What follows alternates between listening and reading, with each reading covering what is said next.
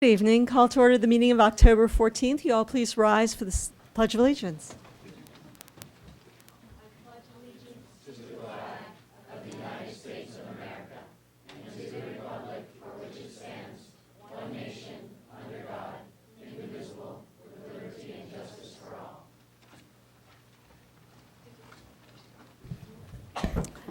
We have Spanish translation tonight.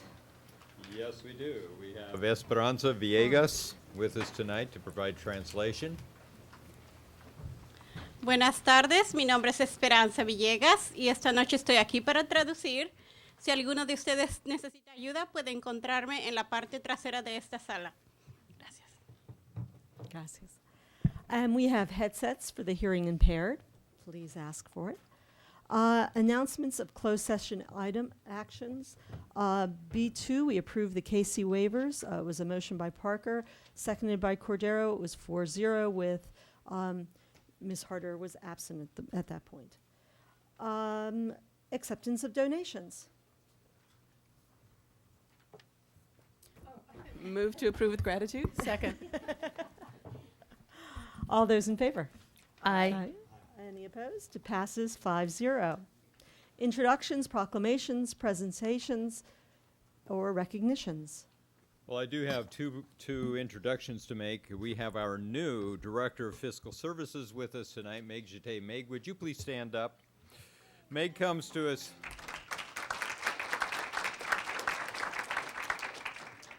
Meg Jeté comes to us from the Santa Barbara County Education Office, where she was their district financial advisor. She already knows this district's budget and financial issues very well. Yesterday was Meg's first day. She brings extensive experience in school fiscal operations and human resources.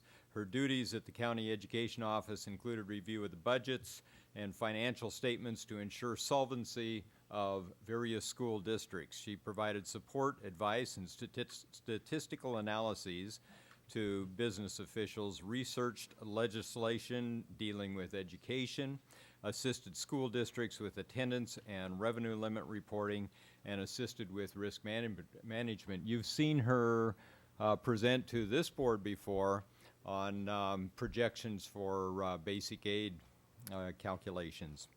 We welcome Meg to our school districts. And the other introduction I have to make tonight is that we have a number of candidates with us tonight for the 3 vacant seats on the board. With us tonight are Annette Cordero, we have Charlotte Ware, Susan Deacon, Ed Heron, Jacqueline Inda, and Kate Smith. Don't see Kate. Oh, there you are. Thank you. I'm here, Brian. With bells on. Shall I go on with the superintendent's report? We have been watching both the state and national economic conditions, and we're preparing a report on the effect of the state budget on our district budget. Since the state budget provided no resolution to the state deficit, and the understanding is that state funding is going to get worse before it gets better, it makes our future less certain. The School Services Dartboard has revised their COLA from over 5% to 0%. People like Ron Bennett are projecting a very real possibility of mid-year cuts this year, and advises that any new district expenditures be postponed until the new state budget proposal in January. But in our districts, we have been planning around the state budget crisis for a year. We are expecting it to continue for a number of years, and we expect to weather this storm too. Well, we're at that time of year where we have a number of trainings and events going on. Just to highlight 2 of them, our high school English teachers have been working with an expert, Jonathan Lemaster, on engaging students in critical reading and critical writing, especially for our underrepresented students. And we've begun our in-depth examination of the new adoption, the new reading language arts materials for our district adoption later this year. On Thursday, our district's AOK program will participate in the nationwide Lights On After School in support of after-school programs that keep children safe, inspire them to learn, and help working families. According to the After School Alliance, the national event organizers, more than 14 million children have no place to go after the school day ends. In our community, we have Parks and Recreation, we have RAP, we have AOK that provide after-school activities for kids on our school campuses. On Thursday, we will hold a family math and program partners celebration at Franklin Elementary. The math game extravaganza will take place from 5 o'clock to 6 o'clock, and from 6 to 6:30 there will be guest speakers, prizes, and refreshments. Let's see, that's Thursday. Each school day, the AOK program provides 3 hours of after-school academic enrichment as well as homework and reading support for 500 elementary children. Tonight, there will be a community mariachi informational meeting at Franklin Elementary School. In fact, there was quite a bit of interest shown in it, with I think 72 parents showing up for the first meeting. With donations from the Santa Barbara Mariachi Festival Board and the Santa Barbara Bowl Foundation, this unique opportunity will be available to children in Santa Barbara area schools. It's not just Franklin Elementary, it's all schools and all students in the district. The donations will provide for lessons, instruments, and outfits, according to principal at Franklin Elementary School, Casey Kilgore. Children ages 9 and up are being accepted. In January, the program will expand to include children starting at age 5. How fun. My office regularly issues a report to the board called the Board Brief. This is a collection of reports and articles on school and district matters. A copy is on display in the reception area or in my office. I'd like to highlight just 2 items on the October 3rd Board Brief. First of all, our dual enrollment program with Santa Barbara City College provides exceptional educational opportunities for students. This is one of the big changes that we've seen in high school life over the years, is that more and more kids take college courses while they're still in high school. This fall, 21 dual enrollment courses are being offered to Dos Pueblos High School students, 15 to San Marcos students, and 33 to Santa Barbara High School students. And in all, over 2,000 students took dual enrollment courses this last spring. We expect another 2,000 this fall, 2,000 more this next spring. It's been growing over the years. Finally, the board also saw the McKinley Elementary School's comprehensive plan. And that's a plan that I would like to note is more extensive than the single plan for student achievement. Well, you probably noticed that. 2 parcel tax measures were put on the November ballot by the Board of Education. Measure H 2008 is requesting $27 per parcel per year for additional science, math, and technology in our junior highs and high schools. Additional classes in music and the arts, additional foreign language classes, and smaller 9th grade math classes. Another measure, Measure I 2008, is requesting $23 per parcel per year for additional science, math, and technology, and especially for classroom music for our elementary schools, including our charter schools. We have some wonderful performances coming up in the weeks ahead. At Goleta Valley Junior High, we have the advanced band playing at the October 17 Dos Pueblos football game. Dos Pueblos High School will present Friedrich Dürrenmatt's The Visit in November 15, 20, 21, and 22. San Marcos will present The Comedy of Errors in November 13, 14, 15. Santa Barbara Junior High's fall play will be Inherit the Wind on November 21st, 22nd. And Goleta Valley Junior High's performing arts class will present Got Broadway on November 21st, 22nd, 23rd. Those dates, those mid-November and third weekend in November are going to be full. We'll be out every night. On September 24, Dave Hetyunk and I attended the Santa Barbara Parks Commission meeting. The following district staff were recognized and given awards for assistance during the closing of the Los Baños swimming pool. I mean, this is something that affected the entire community, and they wanted us to know what a great job at Dos Pueblos High School, Danielle Little, Chris Parrish, and Mark Swanitz did. They recognized at San Marcos High School the work of Abe Jahadami, Brian Roth, and Jeff Ashton. At Santa Barbara High School, Ramon Trujillo, Mark Walsh, Nan Verkijk, Dave Meister, and Mark Caprito, and of course the efforts of Dave Hetyunk to help out the community while the pool was closed. And we do have a student report tonight. Would you like to move right on to that? We also have public comment on it, so. Before the superintendent reports ends, I had a few questions. Go Is ahead. down? Yeah. I had asked for the item of the district's financial circumstance and the impact of the national fiscal or financial crisis to be included on the agenda, and that didn't happen. And I had hoped for a discussion of the problem and an explanation to the public, because we had all received a memo from the California Association of School Business Officers that was very gloomy and somewhat detailed. And I find, Dr. Sarvis, that your assurance that we've been preparing for a year and that we'll weather this storm is something less than a meaningful discussion. And I mean, New Orleans weathered Katrina, but it hasn't really recovered. What I would hope for is that we could have heard something about the thinking in the district, the contingency planning, a discussion of the possibility of a budget freeze.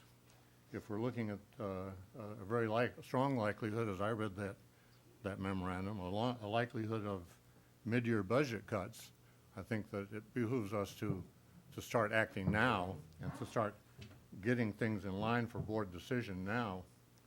And I would like to see some written contingency plans, and that indeed do take into account the possibility that the parcel taxes will pass, and take into account the possibility that the parcel taxes will not pass, so that we can have a better perspective and that the public can have a better perspective of what we are heading into. We read that the state's credit is suffering the same problems that credit in general are suffering. I don't understand these things all that well, but do we not go out for GO bonds or government operation bonds? And does this credit crisis affect us, and how so? And I think these are all things that we all need to understand, including the public. And if we don't get paid by the state, yes, it will affect us. As I responded at the time, we are preparing the 45-day response to the state budget. That's one element that we have to have in place. The change in the dartboard projection going to 0% COLA has a huge effect on our multi-year projection, and we will be presenting that at the next meeting as we have planned.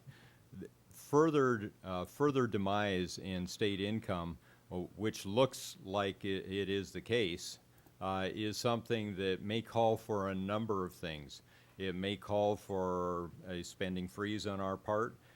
It will depend entirely on what the projections are that we receive from school service, primarily from School Services of California, but also from FCMAT and from the California Department of Education, as to whether, well, what the projections of the governor's proposal will be in January, and whether, in fact, we need to make further cuts this spring.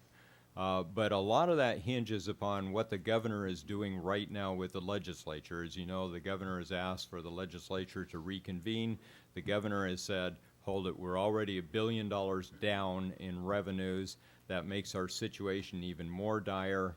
And the outcome of legislative action with the governor will determine what course we will need to follow. We're planning a major presentation on this at our next meeting.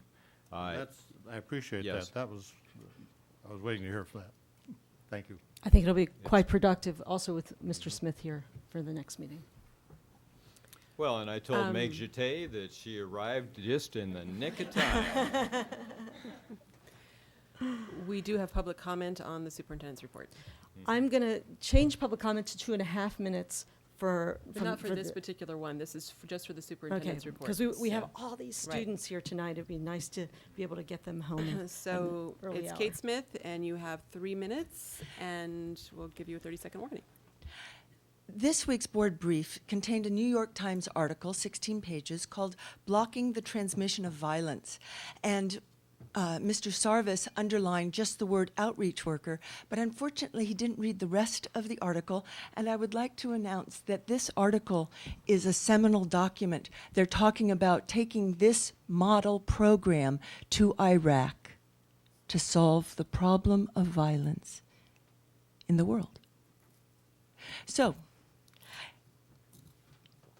it was underlined that to derail violence, you have to influence behavior by introducing school-based curricula like anti-drug and safe sex campaigns. The educational department has also been talking about things like letting the teens study the Time magazine cover article, Secrets of the Teenage Brain. Our nation, our society, has to teach the teenagers about their developing brain, why it is they want to go off and play basketball or talk to their friends before they sit down and do homework. It's a brain development issue, and if they can understand what's happening to their bodies and their minds, they would be more able to cope with the fact that we have problems with their behavior. But the truth is, adults have had problems with teenage behaviors since the time of Aristotle, when he complained about teenagers. Now, the head of the program says, punishment doesn't drive behavior. Copying and modeling and the social expectations the social expectations of your peers is what drives your behaviors. So online, you'll find something called school-wide positive behavior support. We have to change the environment in the schools, and in fact, we have to teach the kids from the time they're kindergartens to cooperate, communicate, collaborate, and coordinate. We have to teach them from the time they are kindergartens, and this is done at Open Alternative School.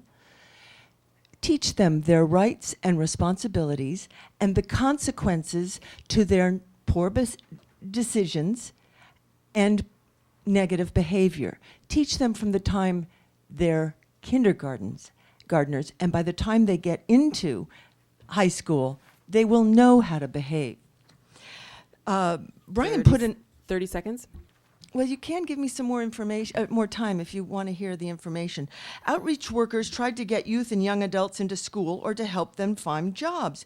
But he stopped reading at that point because the job description that you will see, and here's the assignment of the job description of that outreach worker, which by law has to come under Education Code 5290. And once you look it up, you'll say, oh my God, they have approved an outreach worker that violates. Thank you so much, Ms. Smith. Now it's time for The C8, I student believe. report. Yes, Mr. Sarvis did read that article rather thoroughly. Our student report tonight is from Luz Cordova, who's the ASB president. Luz?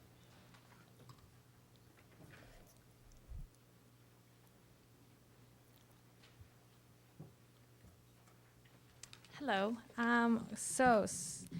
Recently at our Santa Barbara High School, we've had our homecoming dance, which is our first dance of this year. And we've sold 922 tickets, which is 400 more than last year. So that was really good profit for this year. And it was on campus, so we saved money on other places. And things that we were working on are lunch activities to keep students on campus, such as Club Rush, which is happening this Friday. And students are informed about campuses that are the clubs that are on campus. And also for Halloween, we are planning a lunch activity to get kids involved in areas where they can win prizes and keep them on campus. And that's pretty much it. Thank you. Thank you. The consent agenda. Actually, we have public comment. Oh, I'm sorry, I missed public comments, of course. And we do have, I think, at least 9 speakers, and because we only have 20 minutes allowed for this item on the agenda, we will need to reduce the amount of time from 3 minutes to 2.5. Ms. Sawaski? So I will call 3 names so that you can each be ready to go, and we'll give a 30-second warning as your time comes up. So the first 3 are Kate Smith, followed by Corey Bream, followed by Linda Zumski.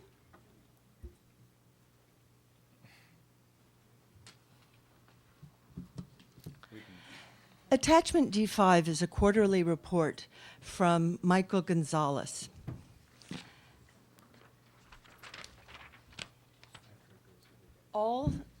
All categories are 0 and 0. This is for the Williams. I don't know if you know the Williams, but Ms. Smith, you're speaking later on Williams. This is the public comment section. oh, This item D5 is a separate one that's going to be coming later.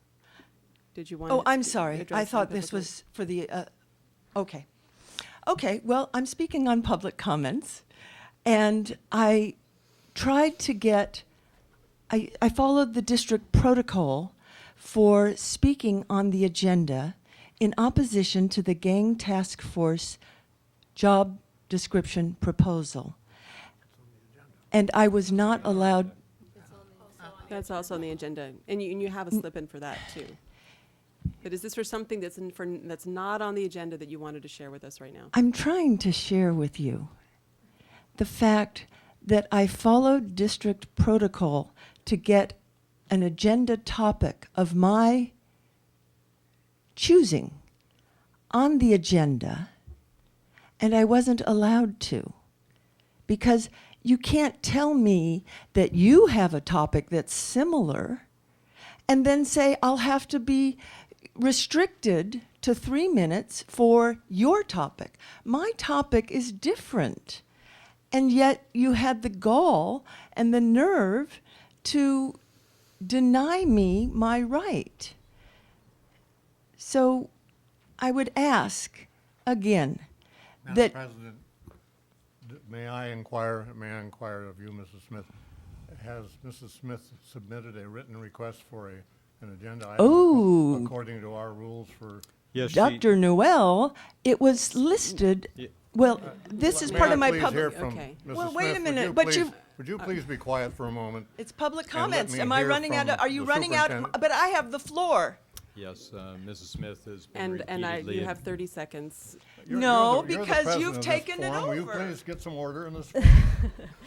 Why don't you give them time? We'll talk about it, and you can have your time back. Okay.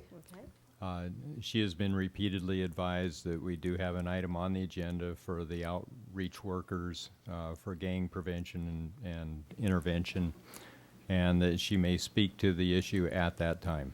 Has she submitted a written request for 10 minutes on the agenda? Yes. Uh, Of an she- item of her own in writing?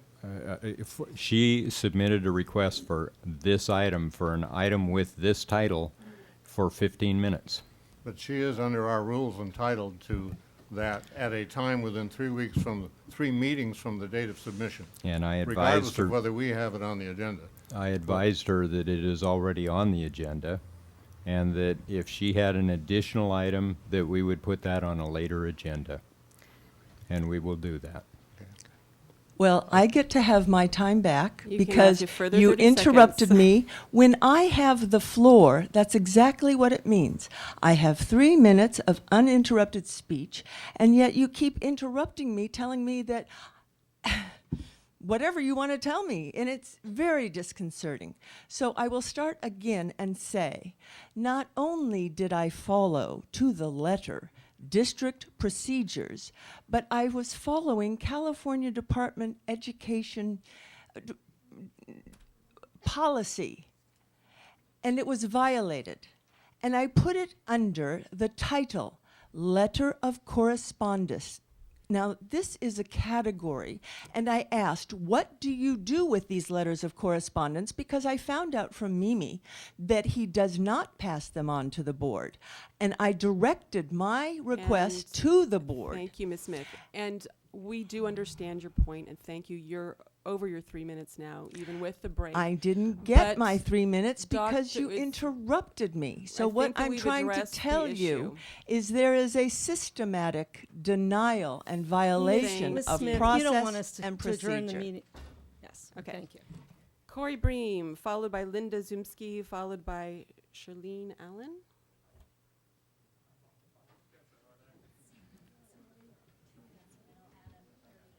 Perfect. In front. Hi, I'm Corey Bream. Do I have 2.5? Or 3? sorry, 'cause 2 it and a says half. 2. It's fine. I have this whole long thing, and it was longer than 3 minutes, and I'd much rather stand up here as a high school student and give you some positive answer and how great we're doing. By the way, that was awesome. Very uplifting. And I don't want to follow someone who had a negative adventure, but I have more bad news to share. Most of the autistic kids in this town don't have one-on-one aids when they should. Their IEPs qualify for them, the law provides them, it's all agreed upon, and we keep being told that there just aren't enough aids or removing the aids. You've had 2 months in the summer, 2 months in the school year. How long should we wait? How long can you do the wrong thing knowingly and call it right? My son had a seizure in his classroom. No aid. How simple is that? There's supposed to be 2 aides in the classroom. There's no aides. Not even one. He might have to talk. I'm so angry. So that aside, let me get more professional about this. The IEP qualifies that class to have 2 aides. You have 31 students and 1 teacher. You have 1 teacher not educated to handle a seizure and 2 autistic kids. How much stress should you put on the teacher? What are the kids learning? What is my son learning? How are the other kids going to view my son as an equal when he's having a seizure? If there were an aide, he could have been removed. I'm not happy. I don't want to wait, and I've already hired a lawyer. And it's wrong, because now the district has to pay money to fight me about what's already on my IEP, and I'm going to win. And all this because you've hired a new special ed director who's not doing her job. You've had 2 months in the summer, 2 months in the school year to get the aides in place, and they're not in place. Are you aware of this? Do you know? I sent numerous emails without a response. 30 seconds. I have 30 seconds? Don't you think I've said enough?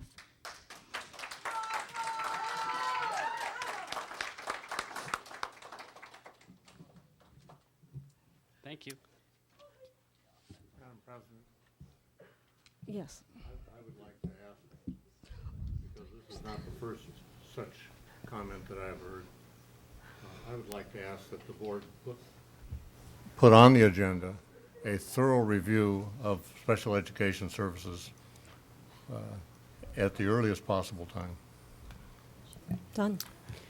Furthermore, in the next board brief, we'll give you a report on coverage by instructional aides in special education. All right. Next up, it's Linda Zumsky, and I apologize if I'm pronouncing that Okay. incorrectly. It's Sumsky, like Sumsky and Sumdo. Thank you. Followed by Charlene Allen, followed by Paul, and I'm not sure if it's Khan or Kuhn. Just a little bit more extent on what Corey was talking about. I'm also here to complain. I have a really beautiful little boy who's 8 years old, and his smile just warms my heart every time that I see him.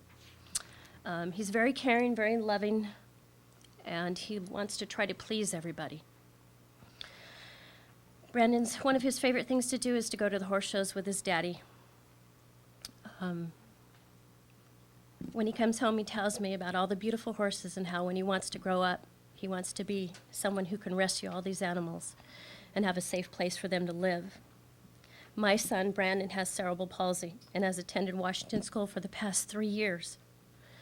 Brandon also has an IEP with the Santa Barbara School District, which states that he has to be supported by an instructional aide in his general education classroom setting.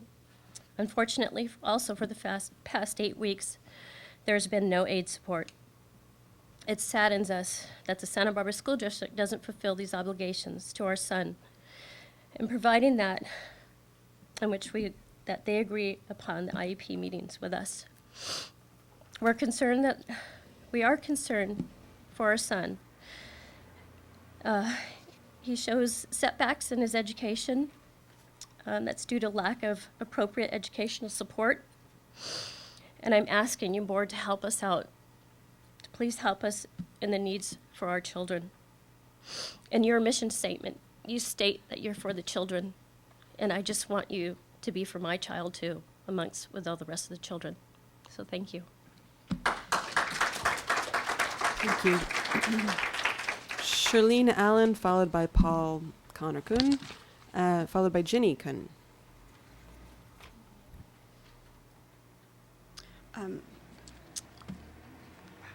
My name is Charlene Allen, as you said, and I'm here to talk on the behalf of my 3 boys that are students in this district. Trevor, who's a 4th grader, Logan is a 5th grader, and Wyatt's an 8th grader. I'm here with the other parents to express how disturbed we are that our students are being denied access to their appropriate services and supports they require to benefit for their public instruction.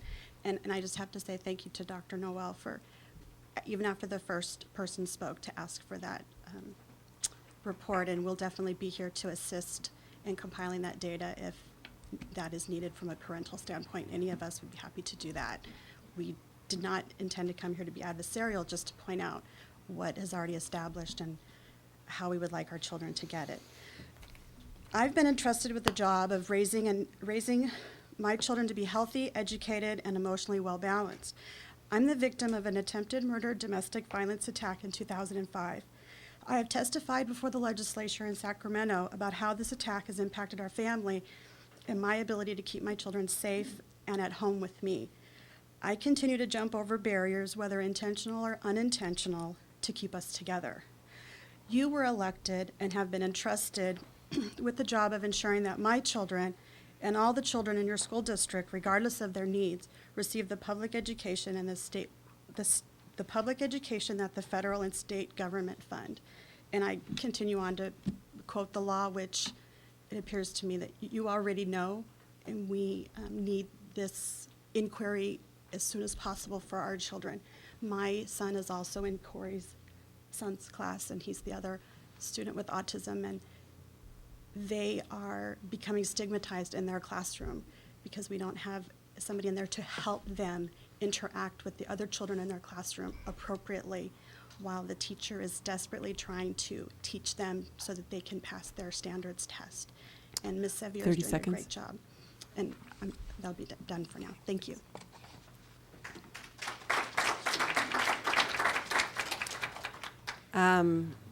Ginny, would you like to go first? Yes, I'm going to go first. Okay, and how do I pronounce your last name? It's Kuhn. Kuhn. All right, Ginny Kuhn, followed by Paul Kuhn, followed by Paul Zink. Okay, great. Thank you. We are the parents of Jacob Kuhn. Do you have the picture, hon? I am the mom, Ginny, and this is my husband, Paul. Jacob is an adorable 11-year-old boy. He is currently in 4th grade at Washington School and recently picked a bright lime green cast when he broke his left arm. Jacob loves dogs and had a ball in the Doggone Fun Camp through Santa Barbara Parks and Recreation this summer. He is into Star Wars and Godzilla and loves going on Netflix to check his queue. He is really funny and highly imaginative. He comes up with great movie-type scenarios in his head, and when you ask him about the plot, he is always the hero and his brother is always the bad guy. As a family, we walk our dog, wrestle, play football, and tennis. We all love the ocean and going on Dad's boat. Jacob also has autism and is a student at Washington School. We are now 8 weeks into the school year, and there is still no permanent aide assigned to my son. Although his individualized education program states, special education instructional assistance support during all academic times, recess, and lunch. After countless emails and phone calls, the district has still not confirmed aide status for Jacob. This year and past years, every time the temporary instructional aide does not show up, the district tells us that there is no substitution policy. My son has no aid on these days. Again, Jacob's IEP states special education instructional assistant support during all academic times, recess, and lunch. The Santa Barbara School District is out of compliance with Jacob's IEP. Issues associated with the employment and allocation of instructional assistants result in not receiving the support the IEP team has determined he requires. It is essential that someone assume responsibility for coordinating the assigned individuals to ensure consistency and effectiveness. The district's failure to provide services continues to negatively impact Jacob, our family, his classmates, his teacher, the staff and administration at Washington School. 30 seconds.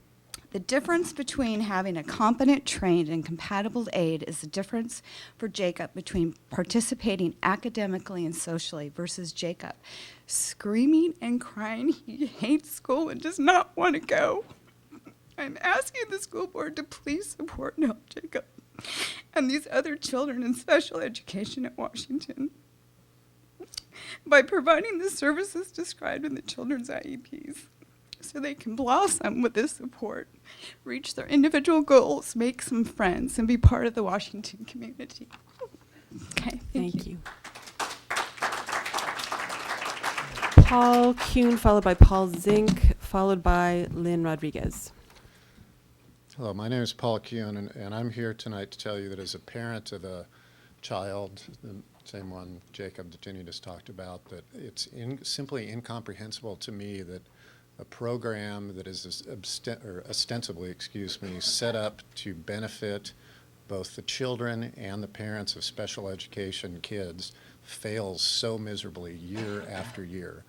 And as has been talked about, one of these points to you all by previous speakers, but there's another level. So to me, there are two levels of responsibility here. One is a level from a legal standpoint, that you all have a legal responsibility to take care of these children per what they are deemed under the law. But I think at a higher level, you have a moral responsibility to take care of these children. And again, it's failing miserably. And I can say from, decades of experience in the private sector of owning my own businesses and being a partner in private industry, and for part of that time also having 8 years experience on the other side in the public sector is sitting on the city's Harbor Commission board, that I know that in any organization that the tone is necessarily set from the top, and that starts with you all. And I appreciate, Dr. Noel, that you're asking for some information and going to come forth at subsequent meetings with some information, but that extends to all of you at this board. And you really need to address this issue now. Enough is enough, and you need to act. Thank you. Paul Zink, followed by Lynn Rodriguez, followed by Lourdes Uribe. Thank you for this time, and you guys do an amazing job. I was not aware of all the issues that you have to deal with. My name is Paul Zink, and I'm an architect in town, and I am a very firm supporter of public education. I mean, I'm a product of public education. My wife's a school teacher, and I have 2 kids with the Santa Barbara schools, and we are very happy. La Colina, San Marcos, they've been wonderful. Yet I'm here to complain, unfortunately, about the developer fees and how they're assessed on new construction for residential stuff. As an architect, I have built many homes. We do tear-down rebuilds in which we take an existing house, we flatten it, and we put a new house in its place. And the way the fees are calculated has changed in 2006, and I'm here to complain about that. I'm working with David Hetyunk, and I just want to bring you up to speed on it. An example would be if there was an 1,800 square foot house, and someone was to put a 1,000 square foot addition on that house, the developer fees or school fees would be assessed based upon that addition. Another example would be someone has an 1,800 square foot house. They choose to level the house and build a brand new structure of 2,800 square feet. What is the impact on the school district? The school fee should be based upon the 1,000 square feet, which is what was added to the site, or is the school fees based upon the new construction of 2,800 square feet? I would like you to think about that as you drive around town and take a look at the new homes that are being built and decide what impact a house has when it is flattened and rebuilt, slightly larger perhaps, or really large perhaps, but what is the impact on the school district and what fees should be assessed on it. Your board does a justification study in which you evaluate the new construction in our area, the growth that we have as it is compared to the needs that you have, and you establish a nexus or a connection between the anticipated new construction and the impacts that it has. So if you had an 1,800 square foot house and you were to level it and build an 1,800 square foot house in its place, what is the impact on the 30 district? seconds. So I'd like you to think about that, and I appreciate the time for being here and all the hard work. We are very pleased with the school district, and keep up the good work. Lynn Rodriguez. I will provide the board with more information on how the city calculates that as well. Lynn Rodriguez, followed by Lourdes Uribe. Thank you, Madam President, members of the board, Dr. Sarvis, Mrs. Waski. I'm just going to keep this really short. I did make a little presentation to you when you were at your joint city council school board meeting about measures H and I. Totally switching gears from some of the former speakers. I'm here to explain to everybody, to thank you for putting this measure on the ballot, and to explain that we're working very, very hard to bring some additional funding into our schools in the form of 2 parcel tax measures for $23 and $27. If they both pass, that will bring to the district about $1.6 million a year over 4 years. There is an opt-out for senior citizens, and at the end of 4 years, if the district chooses to put that back on the ballot, the voters will have another opportunity to extend that program. As you've heard from Dr. Sarvis, Dr. Noel, and others, and certainly if you sit in these meetings, you know how difficult financial times we are facing in the state of California. These additional dollars to be brought into the district for a very, very, very small investment on the part of each individual property owner will pay off great dividends to our students for valuable programs that the community expressed interest in and parents and students have expressed interest in over the years. It's unfortunately a very bad time for these things to be on the ballot, so we can really use as much help as possible getting the word out. We do have signs in the back. I wanted to be here tonight because absentee ballots have gone out, and we need to keep the word out there very strongly about these measures. We have signs. I do have some flyers. We have a website, which is yesonhandi.com. We have lots of information. You may have heard radio spots and seen some of our print ads. We have a major program underway right now through the Santa Barbara Education Foundation. Our executive director, Tina Finucchi's here. I'm co-chairing that committee to promote the parcel tax. We really appreciate any help that schools, parents, and others can give us to bring in some additional much-needed funding for our schools. Thank you. Thank you. And finally, Lourdes Uribe.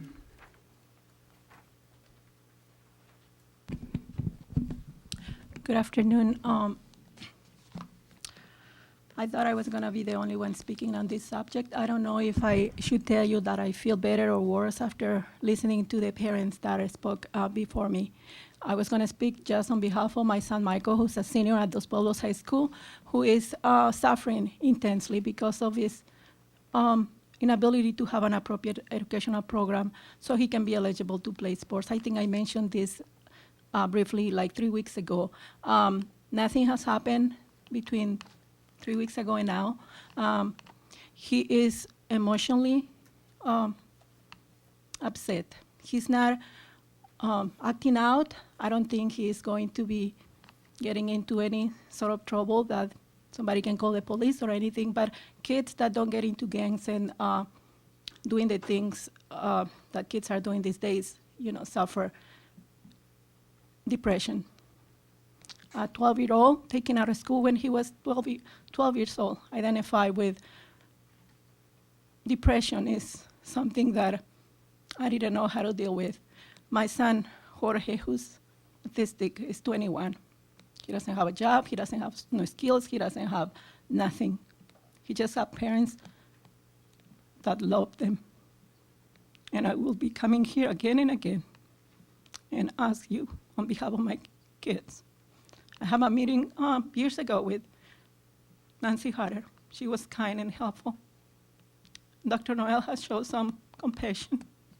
You probably don't know me, but I know you, and I thank you for your support. I don't know what to say. I ran out of words, but if I can only come here and cry, I don't mind. I used to be a very prideful person. But you give everything when you get kids like my kids. 30 They were seconds. to be here. They were to be here. I want to introduce you to my kids. They're not stupid, they're not dumb, they just happen to be in a district that doesn't have any compassion for kids with disabilities. Help my kids. Nobody seems to be listening. I spent a month trying to talk to Dos Pueblos principal and assistant director of activities. I'm not thinking properly, obviously, but I would like you to help me. I had a program for Michael after many years that is being messed up by new administration in the special education department. I need somebody to contact me. I will appreciate Ms. McNeil to try to talk to me. Okay. Mediation meetings are more difficult, and Thank you, Ms. Uribe. thank you. Okay, we're on to the consent agenda. Madam President, Yes, I'd like to comment for just briefly. yes. This is the first time in memory that I've seen a number of problems brought to the board directly about special education. And I'd like to explain to members of the public, it's hard for us to get good information. We're very much dependent upon what comes through the bureaucracy. And I have had a few calls in the last couple of weeks directly from constituents, and I would welcome more calls so I can get a wider perspective and more input. And my name is in the book. My number is 965-9768, and I welcome the calls. Can I hand you the synopsis of the board? Oh, please, we appreciate that. On the consent agenda, we have public comment on 3 items, so can we pull those 3, please, to I'm the sorry, I end? just wanted to make a comment on Okay. these comments as well. First of all, I wanted to thank the parents for coming because I know that this had to have been a very, very difficult meeting for you to attend and very, very difficult statements for you to make. I hesitate to be critical, but I'm concerned that I and another board member brought some of these concerns to the administration.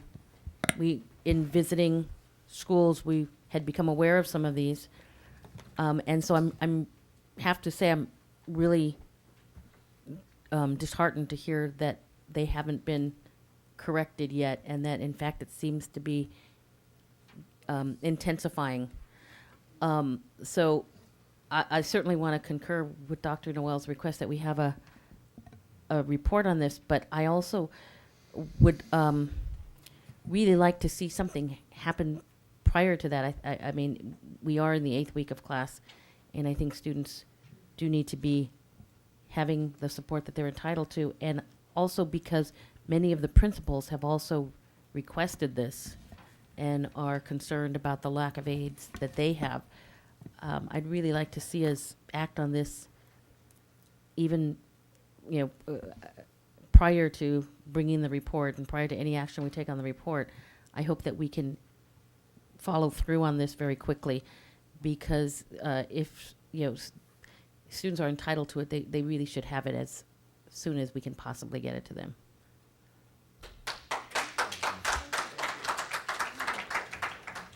Thank you. Ms. Parker. So I was pulling item D5, D8, and D9. Okay. D4. D5, D8, D9, D4, Oh, and we need to pull And D1. D1. Yeah. and D1. Any others? Do I hear a motion? Yeah, I'd like to move to approve the consent agenda with the exception of those items. Second. All those in favor? Aye. Any opposed? It passes 5-0. And then I'd like to deal with the minutes individually. Yeah, I pulled Approve the that. minutes of June 27th. Actually, I pulled the minutes to talk about later, so it's been pulled. Is it to discuss them, or can we Actually, just there was vote a on them discu- separately? There was a discussion on some of the, Okay. so we'll do it later. So now, we're up to E1, the, No, we're going to, we We pulled revisit them. consent items at the end of the meeting. yes. Yeah. Yes, I know. That, we're onto it Yeah. right now. Yeah. None too soon, I'm sure. We're on to E1. Well, we started our meeting early tonight so that we'd have sufficient time to fully study the presentation on the Career Technical Plan. And leading us through the Career Technical Plan, and there are written copies available on the side if you don't have them with you, the board members have them, is Dr. Cynthia White, who is our curriculum director. Robin Swaski, did you want to say anything in advance, or should we? Well, I don't want to hold the kids any longer, but I think you're in for a treat hearing about all of the new activities and planning that are going into our career technical education plan. And Dr. Cynthia White is really the leadership piece in this, and she's been working with all the schools for quite a while. So I'm just going to let Cynthia take over here. Thank you. Thank you. I'm going to give you a little brief history here. Woo, I love technology. Okay, I'm presenting. Okay, thank you. I'm presenting the Career Technical Education Plan to you, and this plan actually is a new plan. However, you got a plan 2 years ago that was the new plan, and last year you got the new transition plan, and now you're getting another piece of the plan. And so I'm going to explain a little bit why we have so many new plans. In 2006, the Carl D. Perkins Funds, which is the oldest federal categorical funding source, was reauthorized. It, at that time, was tied to No Child Left Behind. And so what happened was California wasn't prepared for the new plan, and they had us do a transition plan. So you got a transition plan last year, about May, and this plan is actually just an update of the transition plan. Not much has changed in this plan from last year. This, in terms of being one of the oldest funding sources, this actually dates back to the GI Bill of Rights. And it was called at times vocational education, it was called schools to career, tech prep, and now it's called career technical education. And career technical education, I got it now. Career technical education now is being defined by the state as a multi-year sequence of courses that integrates core academic knowledge with technical and occupational knowledge. And so we're calling them pathways. We used to call them special programs, we used to call them voc ed, but now we're calling them pathways because they're integrating the academics. Jack O'Connell had this to say about career technical education, and he presented this information when he was talking about the state of California presenting a framework for career technical education that's a blueprint for how career technical education courses can integrate the academics. So that's really the only new thing from California. And what's new in our plan is what we're visioning for the future. You got a piece of this plan last May. You got the fiscal piece and you got the course sequence piece. And the reason that the plan is kind of odd looking, and the reason that we have updated statistics, is that the state has a template that we type into, and our plan must look exactly as all of the plans are being presented to the state of California. So it was typed into expanding text boxes. Here in the audience, you have our partners, if you will. We have the ROP program, the dual enrollment program. We have our high schools, and we have a junior high school here tonight, too. And we're going to talk to you, our students are going to tell you really what the plan is all about. I'm going to skip a bunch of my slides because I want those kids to go home and do their homework.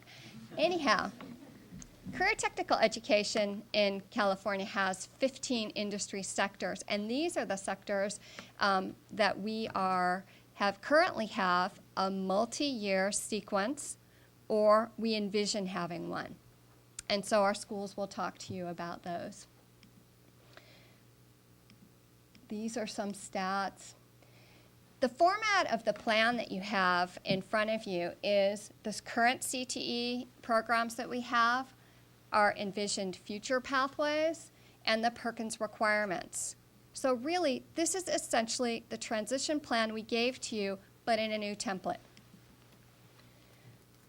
Santa Barbara School District Pathways. We have a big advisory committee, and our advisory committee came up with this as our vision statement, that our programs would have 4 sequential courses.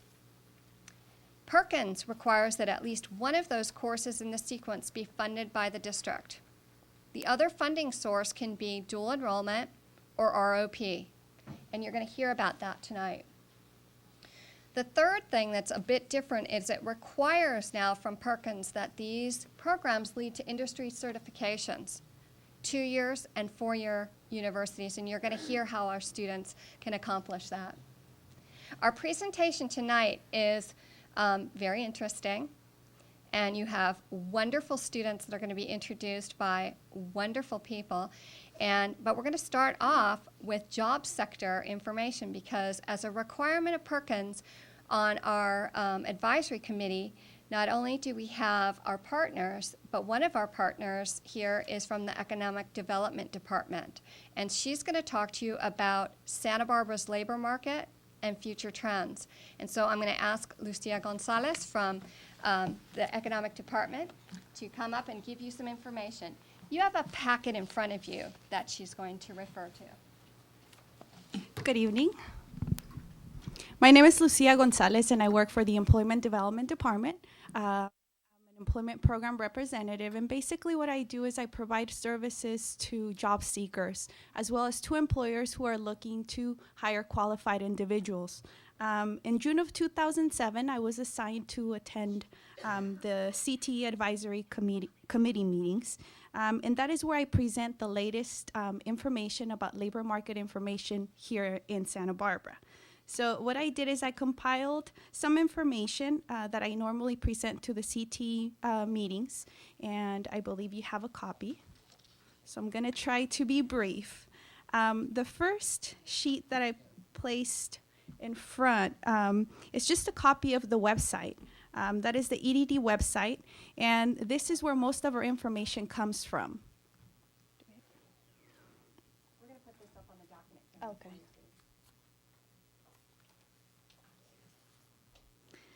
So here you can find not only information for about jobs, you can find information about disability, unemployment insurance, and labor market information, which is basically what is presented to the meetings. It also gives you links to different state agencies, and it provides information about careers with the Employment Development Department. So I leave that as a reference. The next page, which is occupations with most job openings. This is what really gives you an idea about the different job openings that we have here in Santa Barbara and Santa Maria. It provides you the number of job openings expected between 2004 and 2014. It provides you with the median hourly wage, and it also tells you about the education and training that is required. The first couple of ones state that they require a 30-day on-the-job training. Some of them require bachelor's degrees, 1 to 12 months on-the-job training, associate's degrees, work experience. The key thing to notice here is that hospitality and retail are currently the ones with the highest job openings.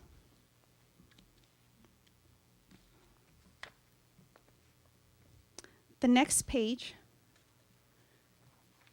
the next one, is actually the map of all the different counties in California. As you will see, it gives us the percentage, the unemployment rates throughout the state. Santa Barbara is ranked number 4, having ranked 4th. Imperial County is ranked as the highest unemployment rate, standing at 24.7%.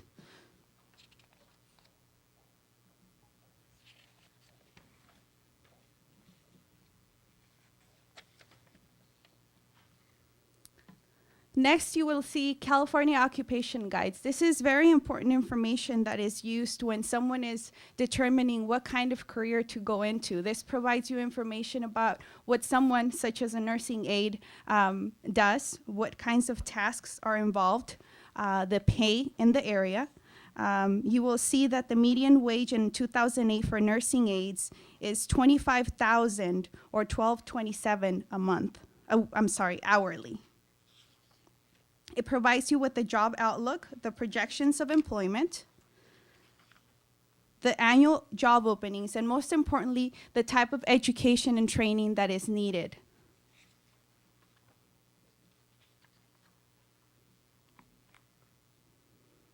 The last page that I'm going to talk about is the Santa Barbara County profile. This provides, once again, information about occupations with the fastest growth, as well as high-wage occupations. It gives our job seekers an idea of the jobs that are needed in the area, the ones that have the highest employment, and the ones also that are decreasing, as well as the employment change, the number, the percentage, and the pay.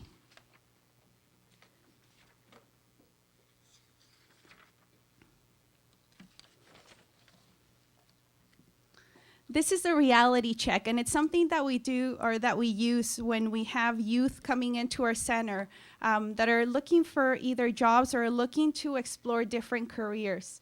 It gives them an idea of how much money they would need to earn here in Santa Barbara County to be able to afford basic needs such as housing. As you can see, this housing is referring to a basic apartment that's 950 square feet.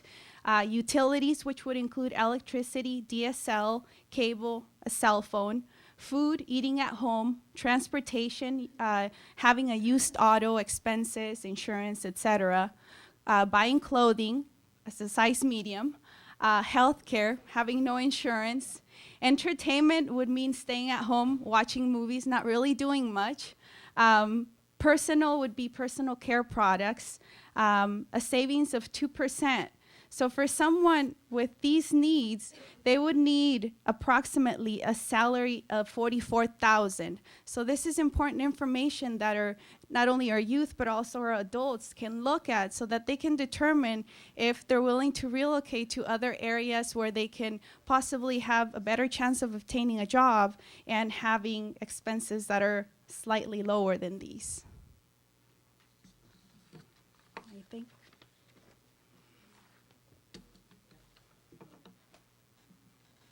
Thank you, Lucia. So, Lucia? may I ask a question? Yes.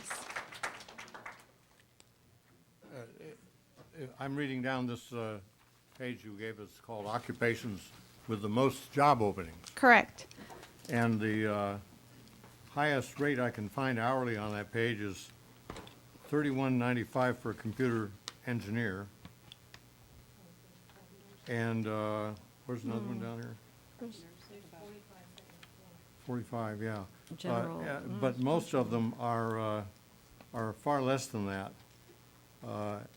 which gives the impression that most of the jobs available in the area won't support a person to live in the area. Is that a fair impression? Correct. And I think that's why it's important to make sure that we prepare our high school students to have the abilities and the skills that are necessary so that they can obtain gainful employment and so that they can move up the career ladder. So that is correct. Unfortunately, we live in a very expensive city. It's a beautiful city, but that's how much the positions pay.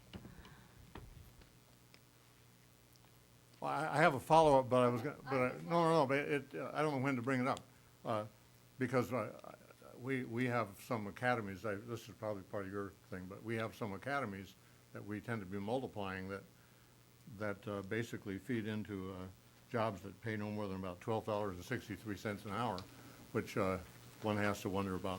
Why are we training kids in academies that only are going to pay them that kind of money? But that's my question for whenever it's appropriate. Again, the majority of these are starting wages. As you can see, a lot these have 30-day on-the-job training, and most of them you're able to move up the ladder. It's also important to note that by having some of these positions, you can obtain transferable skills that you can utilize in other positions so that you can obtain other positions that pay a little bit more. A lot of this information is presented by our labor market division and can be found on the website. This is up-to-date information. It will provide you with up-to-date information about unemployment as well as the shift in the different careers. Thank you. Thank you, Lucia. In fact, this information comes to us each month to our advisory committee. And our first presentation of a pathway is the San Marcos Health Careers Academy that does lead to an RN eventually. And you can see on that list that that pays $32.50 as an average wage. And I understand that Cottage Hospital does things such as signing bonuses, so it can be a quite lucrative career. It also leads to potentially going on and becoming a physician. So Marcine Newman is the head of the academy, and she will introduce her team.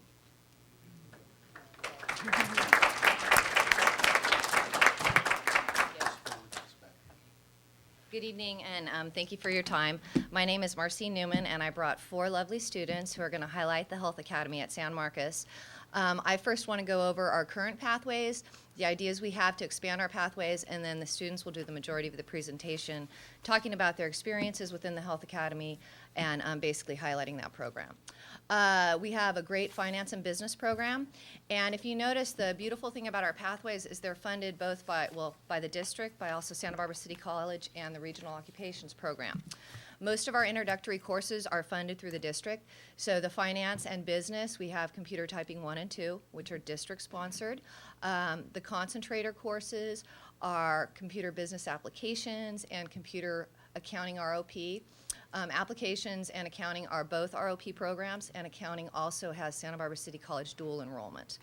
And the capstone course, which is very popular, is the virtual enterprise course, which is also ROP and Santa Barbara City College.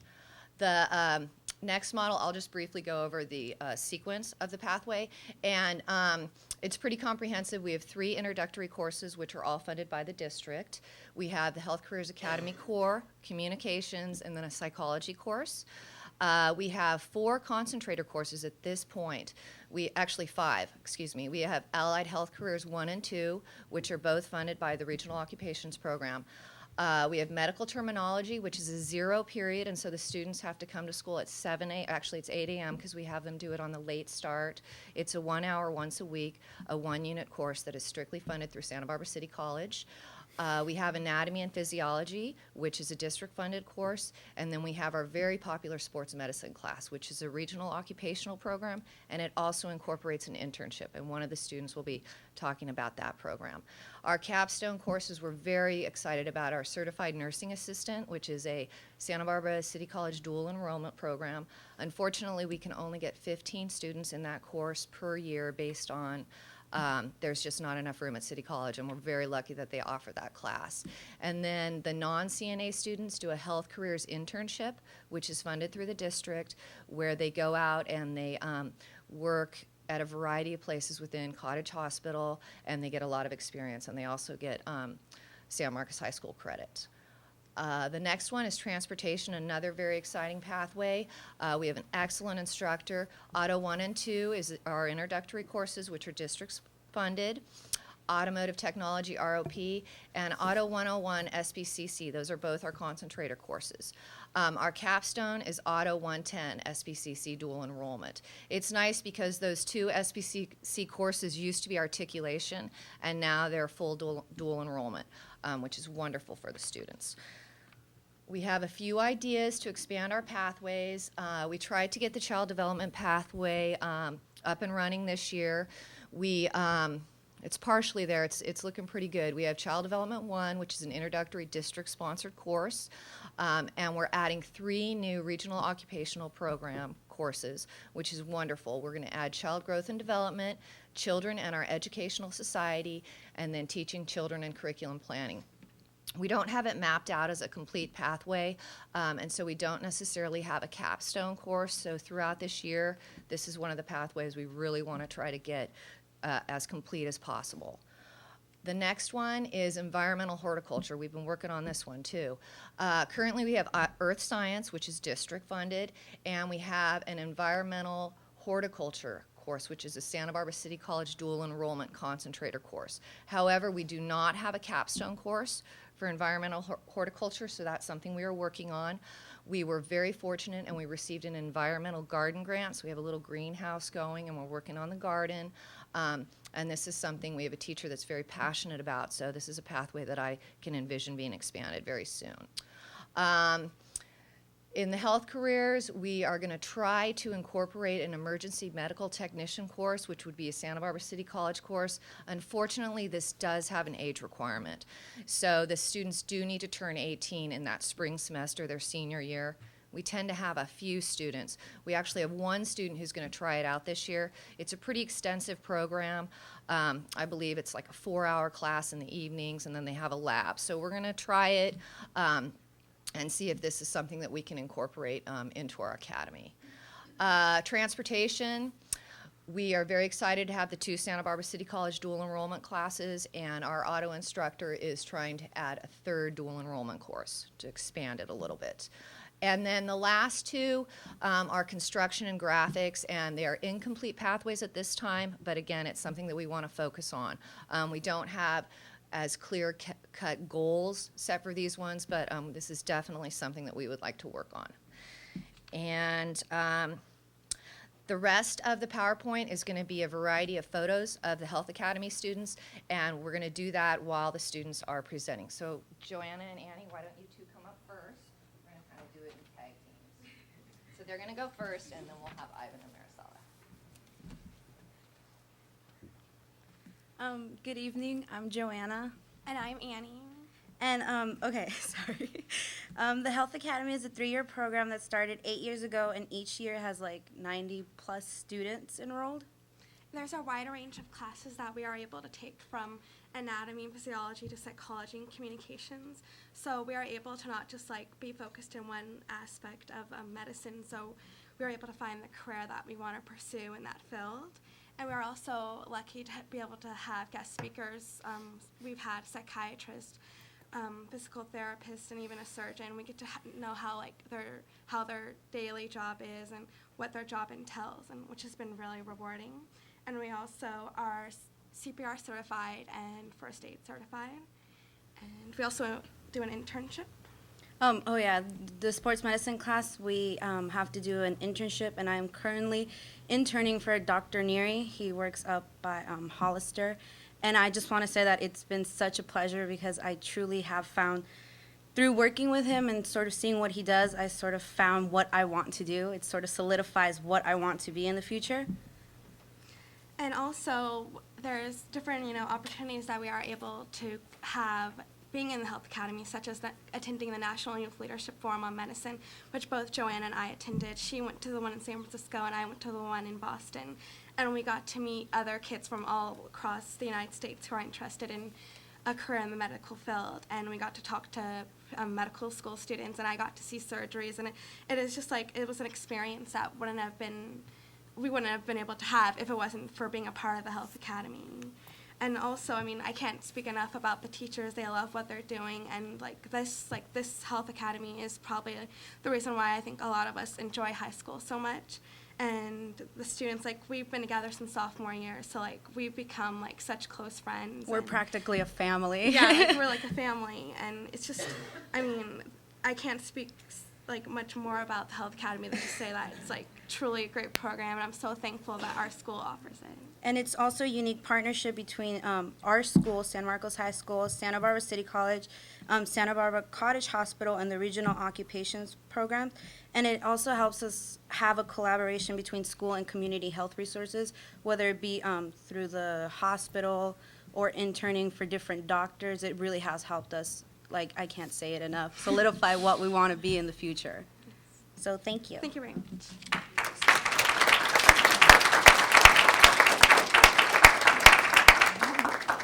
And now we'll have Ivan and Maricela share. And they're both in the CNA program. Good evening, I'm Marcela Martinez. In the Certified Nursing Assistant program, only 15 students are selected each year. Students attend classes at SBCC Health Technology Lab 3 days a week for 18 weeks. Students also complete their clinical requirements on Saturdays from 6:50 a.m. to 2 p.m.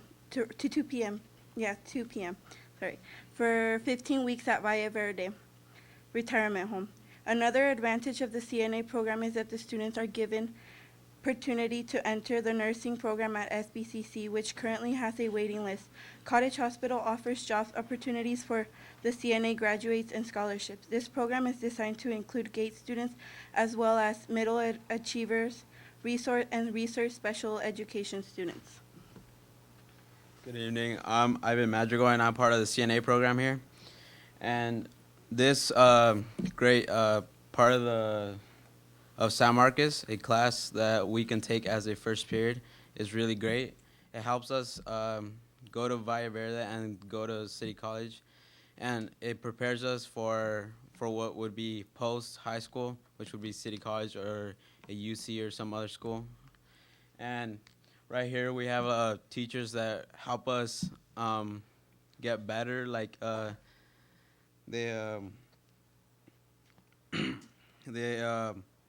train us to become better at what we want to pursue as a physician or become a CNA. And right now the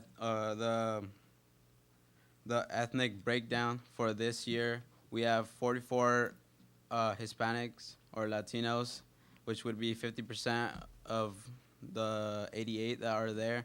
And then we have the 36 of white and that are not Hispanic. And then we have 8 that are from other ethnic groups. And this program like really helps us out, and like it'd be great if other high schools had it, because it really helps out students reach their goal and see what they want to do and what they want to become as physicians or CNAs or RNs, LVNs, whatever it is they want or they like to do. Thanks.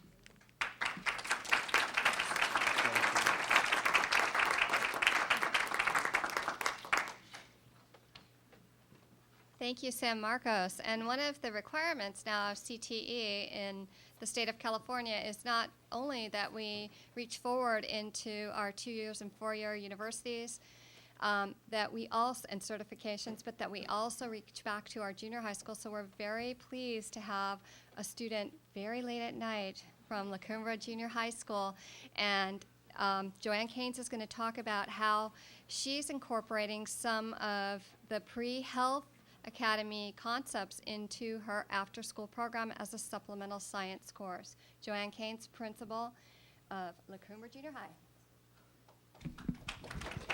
Thank you. Yes. No, it's not Dr. Keynes, but I feel like I'm wearing props tonight. We are so excited to move down the career path to junior high. And this year, it's only a month old, we've started a supplemental science pre-health academy. One thing we know for sure, we're all getting older. Number one area of need in California and Santa Barbara, health careers. So we're really excited to begin that exploration down at the junior high level. And I've brought with me tonight a 7th grader who will introduce herself and tell you exactly what they've been doing. My name is Antonia Becerra, and I am a member of the La Cumbre Junior High School Pre-Health Academy. I joined because I am interested in becoming a pediatric nurse. Some of the skills that I have learned are being able to identify vital signs, which include blood pressure, heart rate, respiratory rate, and temperature. We have also covered wound care from moderate to severe, and when to use certain healthcare supplies such as gauze, bandages, and cleansing agents. Some of the topics we have studied include the different fields of healthcare, infections, and chronic diseases. The activities that we have done so far have been supervising first aid at the school games and practicing treatment as though in a real situation.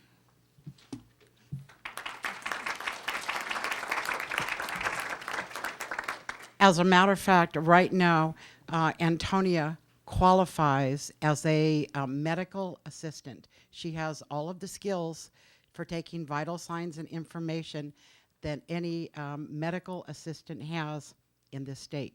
So like I say, we're just a month old. We have, we would like to be a year old, but we see great potential for our students feeding into the San Marcos Health Academy.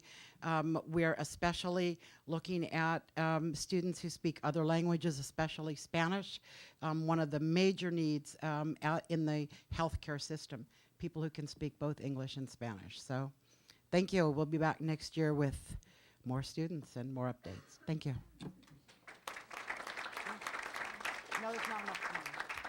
You can say we were going to do that. Okay, we were going to ask one of you to volunteer to get your vitals taken. No, seriously. We brought our equipment.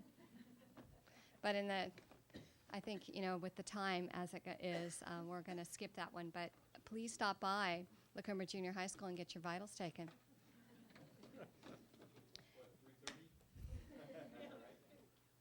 That's right. Okay, next up is, and I didn't acknowledge that Norm Clevenger, the principal of San Marcos, is here, and so I really wanted to point that out. So Norm is sitting next to Marcine Newman, and he's here to share his pride of his students. I have Santa Barbara High coming up next to talk about, they're going to talk about the MAT Academy, and then Mark Caprito, the principal, will talk about some of the future plans for Santa Barbara High Career Technical Education Pathways. Thank you guys for having us here. My name is Dan Williams, and I'm the director of the Multimedia Art and Design Academy. And first off, you got to know Santa Barbara High School has a lot of great things going on at it. And we've heard some of the problems with schools, but there are a lot of great programs at our school. We're just going to highlight one of them, and I'm going to let the kids talk about most of it. Santa Barbara High School's Multimedia Art and Design Academy is in its 13th year, so we've been around for a while. And the interesting thing about it is that the model of academies is what CTE has been adopting for all of California. We started off as a experiment, which took all of the best practices from all over the country and combined them into one program. That started back in the early 80s. And after 20 years of practicing it, CTE said, this is what's working, we're going to adopt the model of academies. So that's what we are. We're 150 kids in our program, and we are focused on, like I said, multimedia art and design in the media arts and entertainment area. I think some of the feedback that we've gotten tonight is actually really good, especially Dr. Knoll's comments on what are we preparing the kids for. In our program, we're giving them an introduction to lots of areas, and I liked what the other students had to say about that because it gets them to see what's out there and what's available to them. So we're not training them to be professionals in high school, we're giving them exposure. One of the best parts about our program is something that's going to be talked about in a little bit, and that's our City College partnership.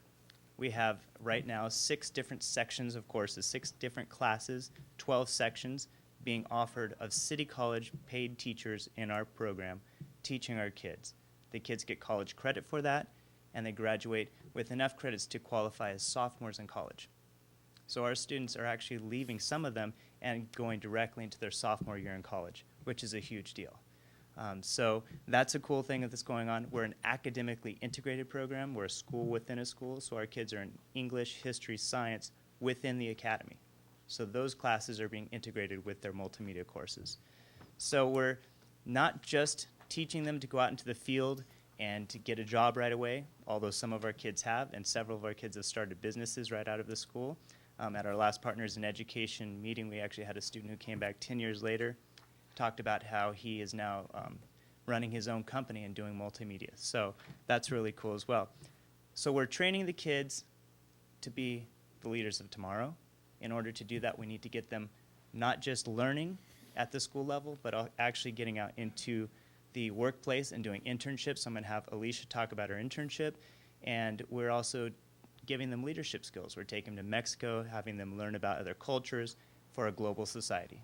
So that is what we're training them for. And I've got Nico here as well. He's going to talk a little bit about the academic and career technical classes that he's done. So thank you guys. Well, one thing I really like about the Matt Academy is that our classes are integrated. So when we do a project for history, we're not just doing history, we're using history, English, and combining it to make, say, a website or a video. So we take all of the aspects, put them into one, and it gets you more motivated about classes. And the dual enrollment's also very nice because you have a jump start on college. And then the school within the school is really cool because you get to know the kids really well. You feel comfortable. You talk to kids who share the same interests, and it just sort of kind of gets your mind thinking about what you can do and where you can go. So. Hi. In the academy, we're asked to complete a certain amount of internship hours before we graduate. And over the summer, I decided to do my internship with the Haleberg Photographers of Santa Barbara. They are wedding and senior portrait photographers, and I decided to do my internship with them because for my future career, I plan to revolve whatever I do around the subject of photography. And when I was able to go with them on wedding shoots and senior portrait shoots, and was actually allowed to bring along my own camera. And by doing that, I was able to take home my own pictures and compare what I did with what they did and to improve my skills. And one of the days that stood out the most to me when I was able to go to their office and see all the behind scenes of what it actually takes to be a photographer. And my main interest was when they showed me how they edited all their pictures, and I could take those skills home to the pictures I was able to bring and apply it to that. And overall, it was just a great experience being able to intern with them, and it was a nice insight for a possible future career.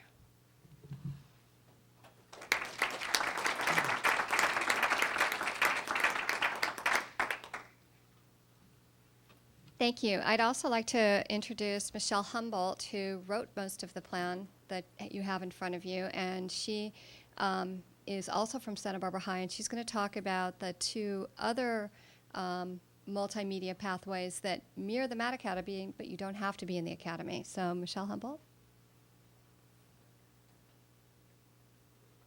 One of the things that happened at Santa Barbara High School is we had the Matt Academy is very encompassing, and a student joins and is part of the program for 3 years. We had a lot of students who wanted to do multimedia things and were interested in video and TV production and couldn't fit the Matt Academy in, or there wasn't room in the Matt Academy for them. So we started a number of things. Number one, for 5 years, we've had a pre-Matt Academy program to prepare kids during 9th grade with concentrated English and tech skills class that's combined to bring them up to the skill level to enter the Matt Academy, to enter the VADA Academy, to do yearbook, to do the newspaper, or to go into the TV studio. And we have 2 pathways that are 4 semesters of courses. One is our TV video production pathway. We had a number of kids graduate last year from that program. They produce a weekly student bulletin that's very, very sophisticated.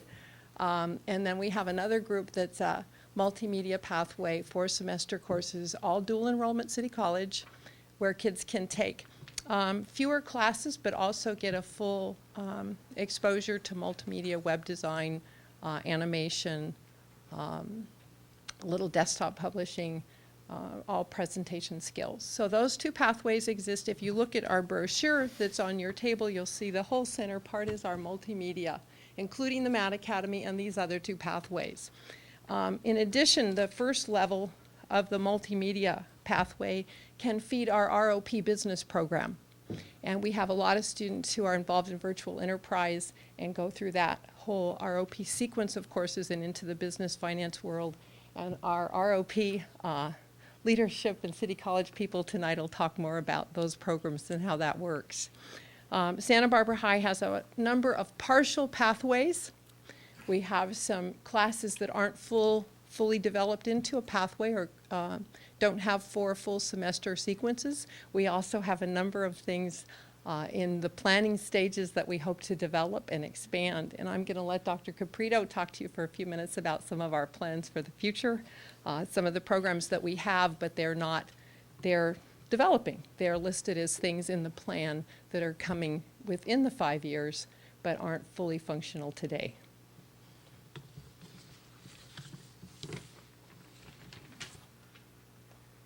Oh, good evening. First, let me share that the real jewel around here has to be Michelle. I don't know if you realize what we have in this district. I've been in a lot of other districts and involved with career and vocational education for about 30 plus years. And Michelle's name has popped up all over the state. And I've been doing a lot of work, a lot of research, developing a lot of programs, a lot of classes. And when you read about career vocational education, you talk about the planning and you look about what we consider the right way to do things, Michelle's name is always at the top of the list. So Michelle, thank you so much for that. It's a real pleasure to work with you. I have two things that I just need to share. One is probably more professionally related, and one is probably has a little more personal relationship, because I think what you have to do is actually live this program to understand it. And some things that we are working on this year, just so you know, Michelle spoke about the program, Pathway Program in video production. This year we were fortunate, and actually it was probably, it was the Friday before the Monday school opened that we were able to open 2 classes in video production thanks to Cheryl. I really appreciate working with the ROP. They just saved us because we had 40 kids with no place to go. We had what was called an 8th period, and I don't know if you realize it, but some of these kids work till 12, 1 o'clock in the morning on this video. They also do football games. They do everything for us. And when you highlight video production and you have that many kids involved, instead of just the 1 period that we had with maybe 15 to 20 kids, we now have about 70 kids in the program. And it's because we were able to open 2 ROP classes and fulfill that obligation. So that was good news for us. We also opened a sports medicine program, and it started out with about 40, 45 kids in it. And clearly, when you start looking at what it's designed to do, it's a rigorous program. And once you figure out how it meets, the true A to G requirements, and you figure out what the requirement in terms of the internship is and the hours that you have to put into career and vocational education after the school day, it weeds a lot of kids out. So the ones who are there, it's much like Dan's kids. These kids are serious about what they do. Some things that we're working on for the future. The culinary art program, I'm sure you're aware of, the grant has gone through and we're still waiting for a building, but I want to share with you that we're planning with a teaching college, a teaching kitchen rather, that will articulate clearly, or matriculate more, is probably the best word, with Santa Barbara City College. And the partnerships, I can't tell you, and they're going to allude to this, so I will just mention this. If it were not for the partnerships with ROP and Santa Barbara City College in this district, I don't know where we'd be. With the number of kids we have in programs, we have 35, 40 programs between the 2 academies that are actually staffed differently than the regular school. It's amazing what we're able to do. And when you look at our master schedule, it's the most complicated, comprehensive master schedule I've ever seen in my life. And we make it work. And it's not easy. I'm going to share with you. That's the bottom line, is it's not easy. But kids are in classes, and we have just so many powerful programs at that school. It's amazing. The other program that we're looking at for the future has to do with a true CTE program that's an articulated program with academic subjects, core academic subjects in automotive technology, construction technology, and CAD and technical illustration. We're working on that this year to see what kind of interest we have. We've gotten information from EDD. We also have done some labor market analysis. We have good information from trade art. We have information from the construction trades and the automotive trades. And, believe it or not, there's a void here. And I think the segue that I need to make is something that Dr. Noel made. And this is probably the personal part of this. You live this stuff because I used to think it was my education and bubbling personality that got me into this business. It's not. After such a long time, I had a skill. I was an automotive technology instructor for 23 years. I spent 7.5 years working for Ford Motor Company, all while I was going to college. I was fortunate, I was actually blessed to gain a skill. I couldn't change the oil in a car when I was in the 11th grade. By the 12th grade, Ford Motor Company had hired me to do all their electrical work in Ventura, and they were sending me all over the place to do work. So I'm a product of this system. You have to live it to believe it. And so I would offer the question that you had, Dr. Noel, had to do with, what do you do with these guys? What do you do with these kids? How come we're training them to do this one particular thing? The adventure in this business, it's a true adventure. And the adventure is you get to see what's out there. This is the first step. The fact that we can train students in our high schools today with job entry-level skills and put them out there the day they graduate from high school to make $35,000, $45,000 a year is great. And I will share with you that I've hired several people in this business through career and vocational education. And the greater majority of those kids didn't have college degrees. What they had was something that most people lack, and that's true experience. And that's what I'll leave you with. It's a wonderful organization. It's a great institution. And to have it as big as we have it in this school district is a real tribute. So thanks for listening. And we invite you to come to all of our schools. Thanks. Thank you, Dr. Caprito. Thank you, Santa Barbara High. And last but not least, of the student presentation is the Dos Pueblos robotics team. And Mr. Aboshayer is here tonight, but he's not feeling too well. So the principal, Mark Swanitz, is going to do the introductions, and you are in for a treat. Good evening. Well, when I sat down here, was it now 2 hours ago at 6 o'clock, I think, I was scrambling to put some notes together to speak to you about the Dos Pueblos Engineering Academy. Not that I can't speak eloquently about it at the drop of a hat, but for those of you that know Amir well, you know that he can't just sit here, whether he's feeling under the weather or not, and not get up and talk about the Engineering Academy. So about 15 minutes ago, he tapped me and said, "Can I talk?" So here's Amir Aboshayer, director of the Dos Pueblos Engineering Academy.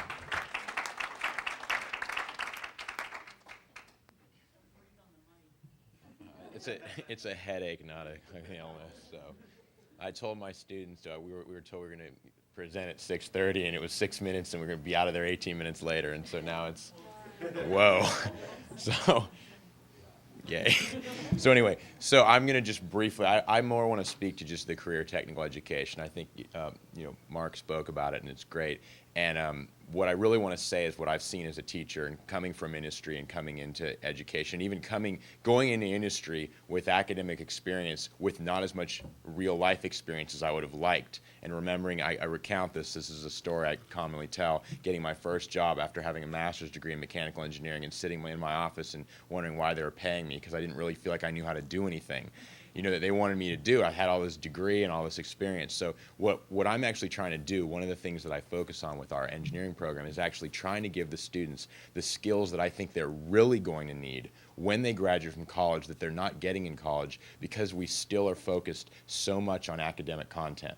And what I really want to, hit home is this idea that we live in a society now which is information-based, where you can get information anywhere at an instant on computers.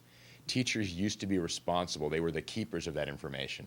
Maybe you had an encyclopedia set at your home, and those were the sources of information, your teacher and your encyclopedias. Well, now information is readily available. It's completely accessible to anybody who wants it. I mean, they're talking about having just school in the third world country. If they can just get the kids the laptops, they have the information right there without a teacher if the teachers aren't available. So what I'd like to stress is I think that as we move into this new realm, we need to make education relevant for our students. When I have students sitting in class, and if I'm just a fountain of information, they're looking at me saying, I could just get this off of Wikipedia. We need to give them relevant experiences. We have them as a captive audience for 6 hours a day, 7 hours a day, 8 hours a day. And I really think it's critical that we utilize that time in the most effective manner possible. And I'm not at all saying, academics and subject and the core facts and all that is not important, but if you can frame it in a way that's relevant, the students are going to be much more likely to be able to be excited and enthusiastic about school.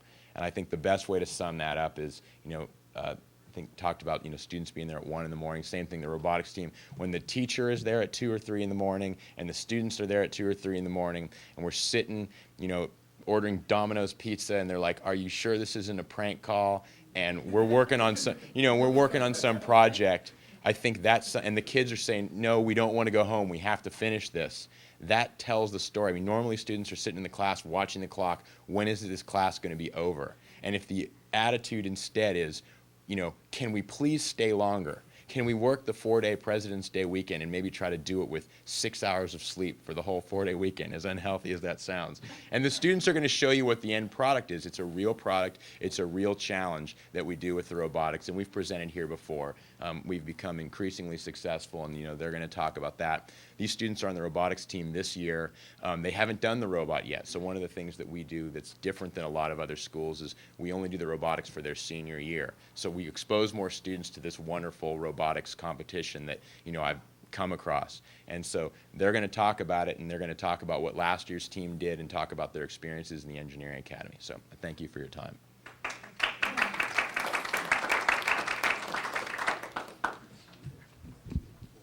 Hi, my name is Lisa Ogi. I'm a senior at DP, and I just wanted to say thanks for letting us come. So, an overview of the DP Engineering Academy. It's a 4-year program of connected courses relating to engineering, and right now we are currently at over 120 students.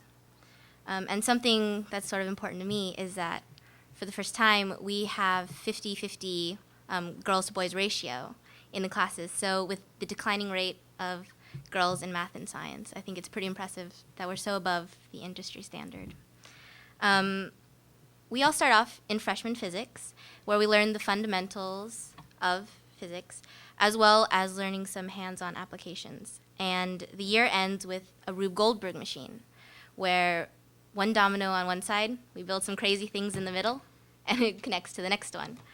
From there, we move on to Engineering Physics 1 and Computer Science, where we learn things like building underwater rovers, building speakers, building, the beginnings of a small robot to lead us on towards the next section, which would be Engineering Physics and Computer Science in an advanced level.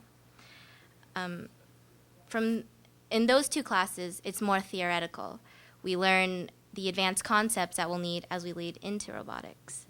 So the 3 years are really a build-up so that we can culminate into robotics. Hi, my name is Daniel Hutzing. I'm also a senior in the robotics class. Robotics builds on all of our prior classes, as Elisa was saying, but it is where the majority of the hands-on experience occurs in our pathway, with 360 hours of instructor-led. We have industry mentors that come and teach us programs like SolidWorks, which is like a design software, and we also have students that design the website. They also write grants. They manage accounting, and also the graphics like presentations and media distribution stuff. The first robotics competition is the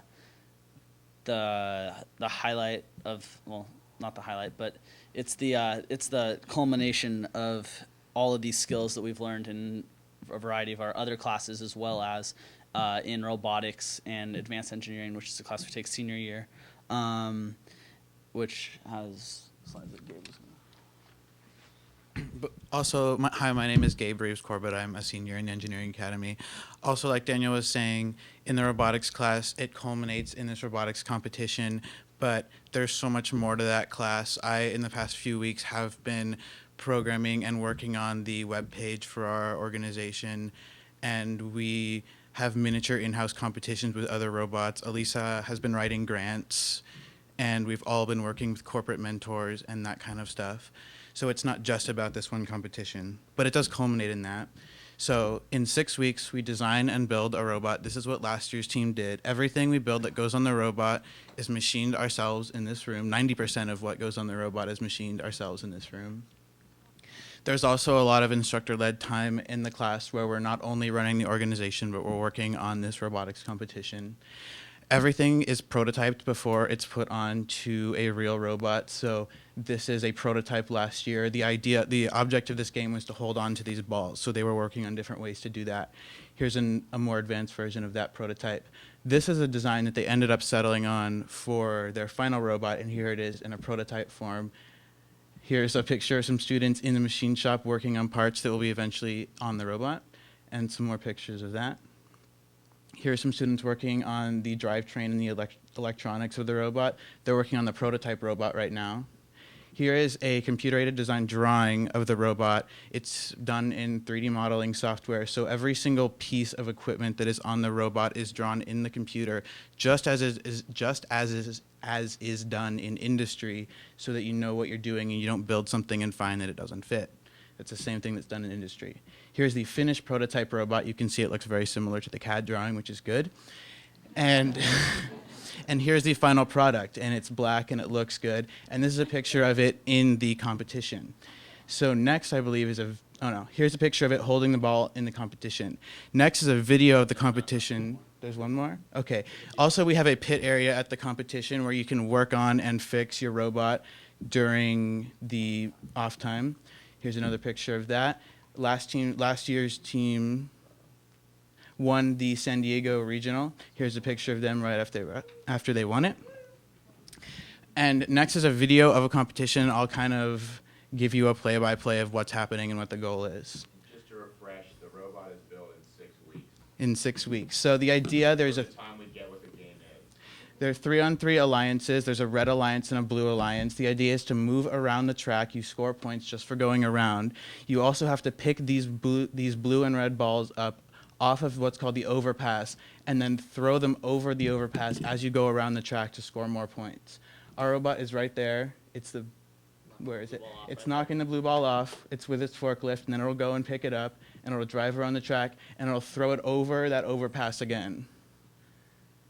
So there it is picking it up, and it'll drive around the track, and it'll throw it over. You score points for doing that. You also score points for having your ball on top of the overpass at the end of the match. And there's also a 15-second autonomous period where it's not driver controlled. Right now, there's someone driving the robot. At the beginning of the match, it works by itself. So there are all these different aspects of this competition which allow students to take all of the hands-on training and experience that they've had for the last 3 years and in the beginning of the robotics class and apply it to something that's tangible and can be seen and is a competition, which is a big aspect of our society. And it's fun. A lot of fun. So that's going to keep going for a while. So FIRST Robotics is a great way to have this tangible thing that you can build and use to compete after having all of this academic and hands-on training. So in conclusion, I think what we've all learned is that the importance about career-based education is that it gives us an opportunity to do something that we would usually never do.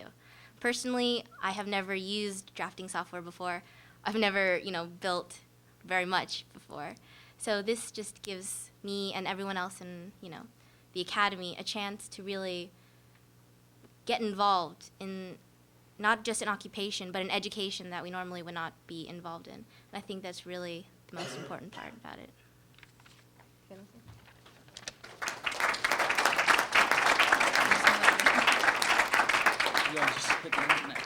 Thank you, Dos Pueblos High School. This evening we also have here the Assistant Superintendent of Categorical Programs and Special Projects, Jan Clevenger. And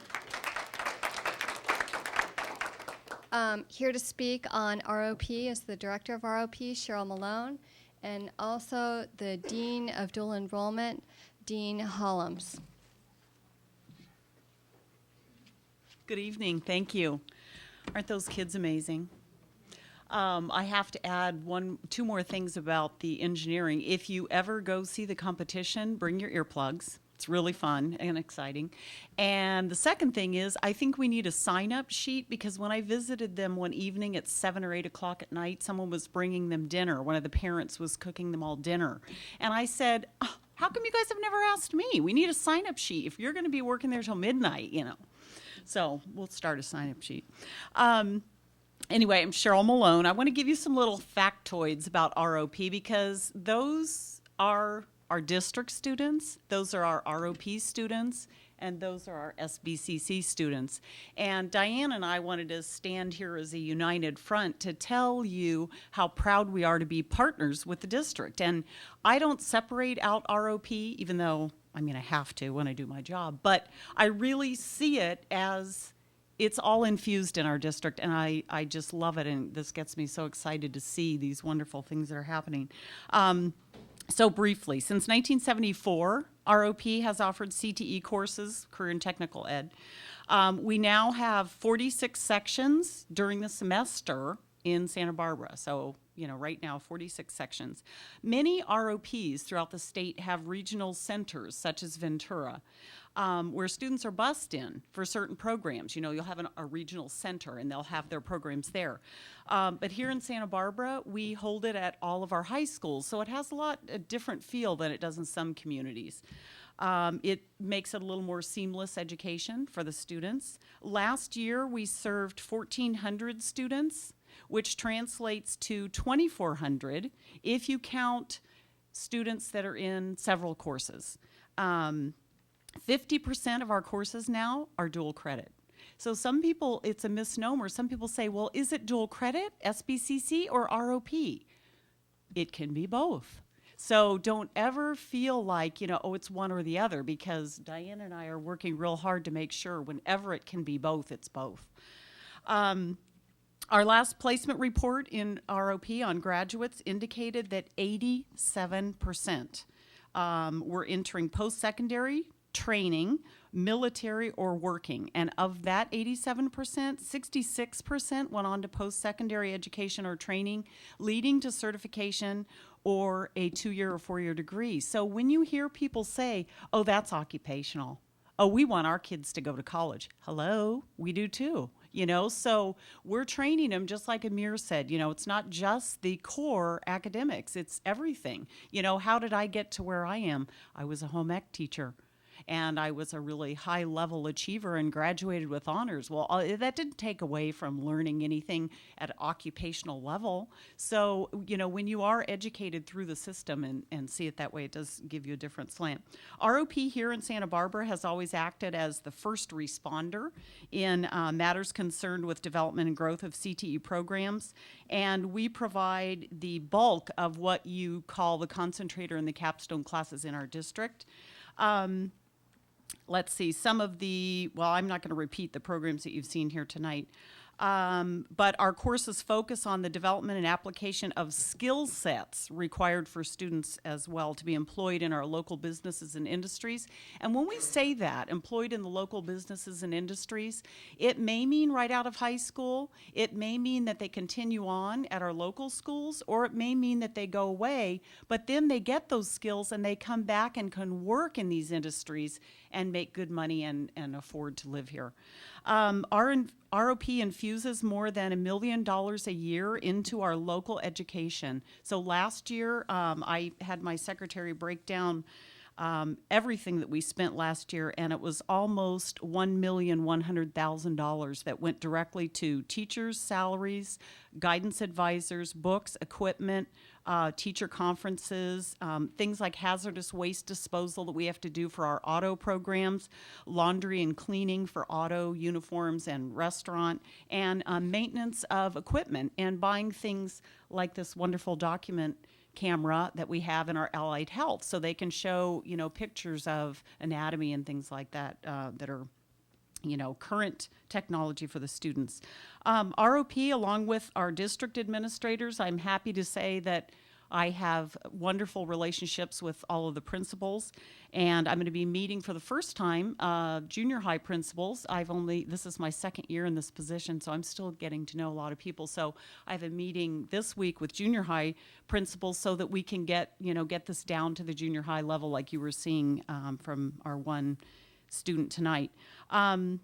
But teachers and SBCC and the partnerships that we have, we research labor market needs as well. So for example, at San Marcos, we've heard repeatedly the need for child development educators, child development providers. And so that's going to be our first program that we have got. We've gotten the courses approved, but we're just waiting for the teacher to get his credential lined up, and that should happen in spring, we hope. If not, it'll be next fall. But we hope that that'll translate to a teacher education program as well. So, that would be something I think that would be really welcomed here in Santa Barbara. Each one of our ROP programs, we have an advisory committee meeting for that industry, and it meets every year, and they look at our curriculum and they keep us up to date on what skills, we should be adding to that course or taking away from that course. And currently, you may not know, we have over 400 advisory board members. So those are our local community industry people on our boards for ROP. And we employ certificated teachers with related industry experience. This year, last year and this year, and Marcine can sure attest to this, the teachers have been working so hard on getting the CTE standards embedded into their courses so that we can show you guys the work that they've done, pulling out their ELA, their English Language Arts standards, their math and science standards, and coupling them with the CTE standards. We're doing that in every one of our courses this year. Marcine's done with hers, and it's amazing. We'll really be happy to show you guys that later this year. Writing grants, the California 1D modernization grant they were talking about for the culinary program at Santa Barbara High School. ROPs are part of that, and the Engineering Academy, et cetera, et cetera. UC A to G approval, ROP virtual enterprise in the business strand has UC approval, and right now sports medicine is in our third round of trying to get it approved. It's an amazing course, but I've been told that it's the hardest course to get approved. I'm telling you, I'm not taking no for an answer, and neither are teachers, so it's in for the third round. ROP students earn certificates of competency with every course that they take that shows the skill sets that they have, and this September we sponsored our 4th annual Connecting to Success conference on UCSB campus for 400 students. And we feel for ROP it's really critical to get those kids on a university campus. Some of them, it's first time they've ever been to a university campus, even though it's right in their backyard. And we funded that. And we take our kids to trade fairs, and San Marcos students are going to be competing, the auto students, in Skills USA this year. So I just wanted to show you, just kind of in a nutshell, some little facts that maybe you didn't realize about ROP, and hopefully you see there's strength in numbers with all of us here tonight. Diane Hollums from SBCC. So I'm the last speaker in this presentation, so I will be brief. And you have a little buff-colored sheet that I prepared for you, which I won't read to you. Again, you can read that for yourselves. What I'd rather spend a couple minutes on is just reflecting on a few of the things that were already said this evening.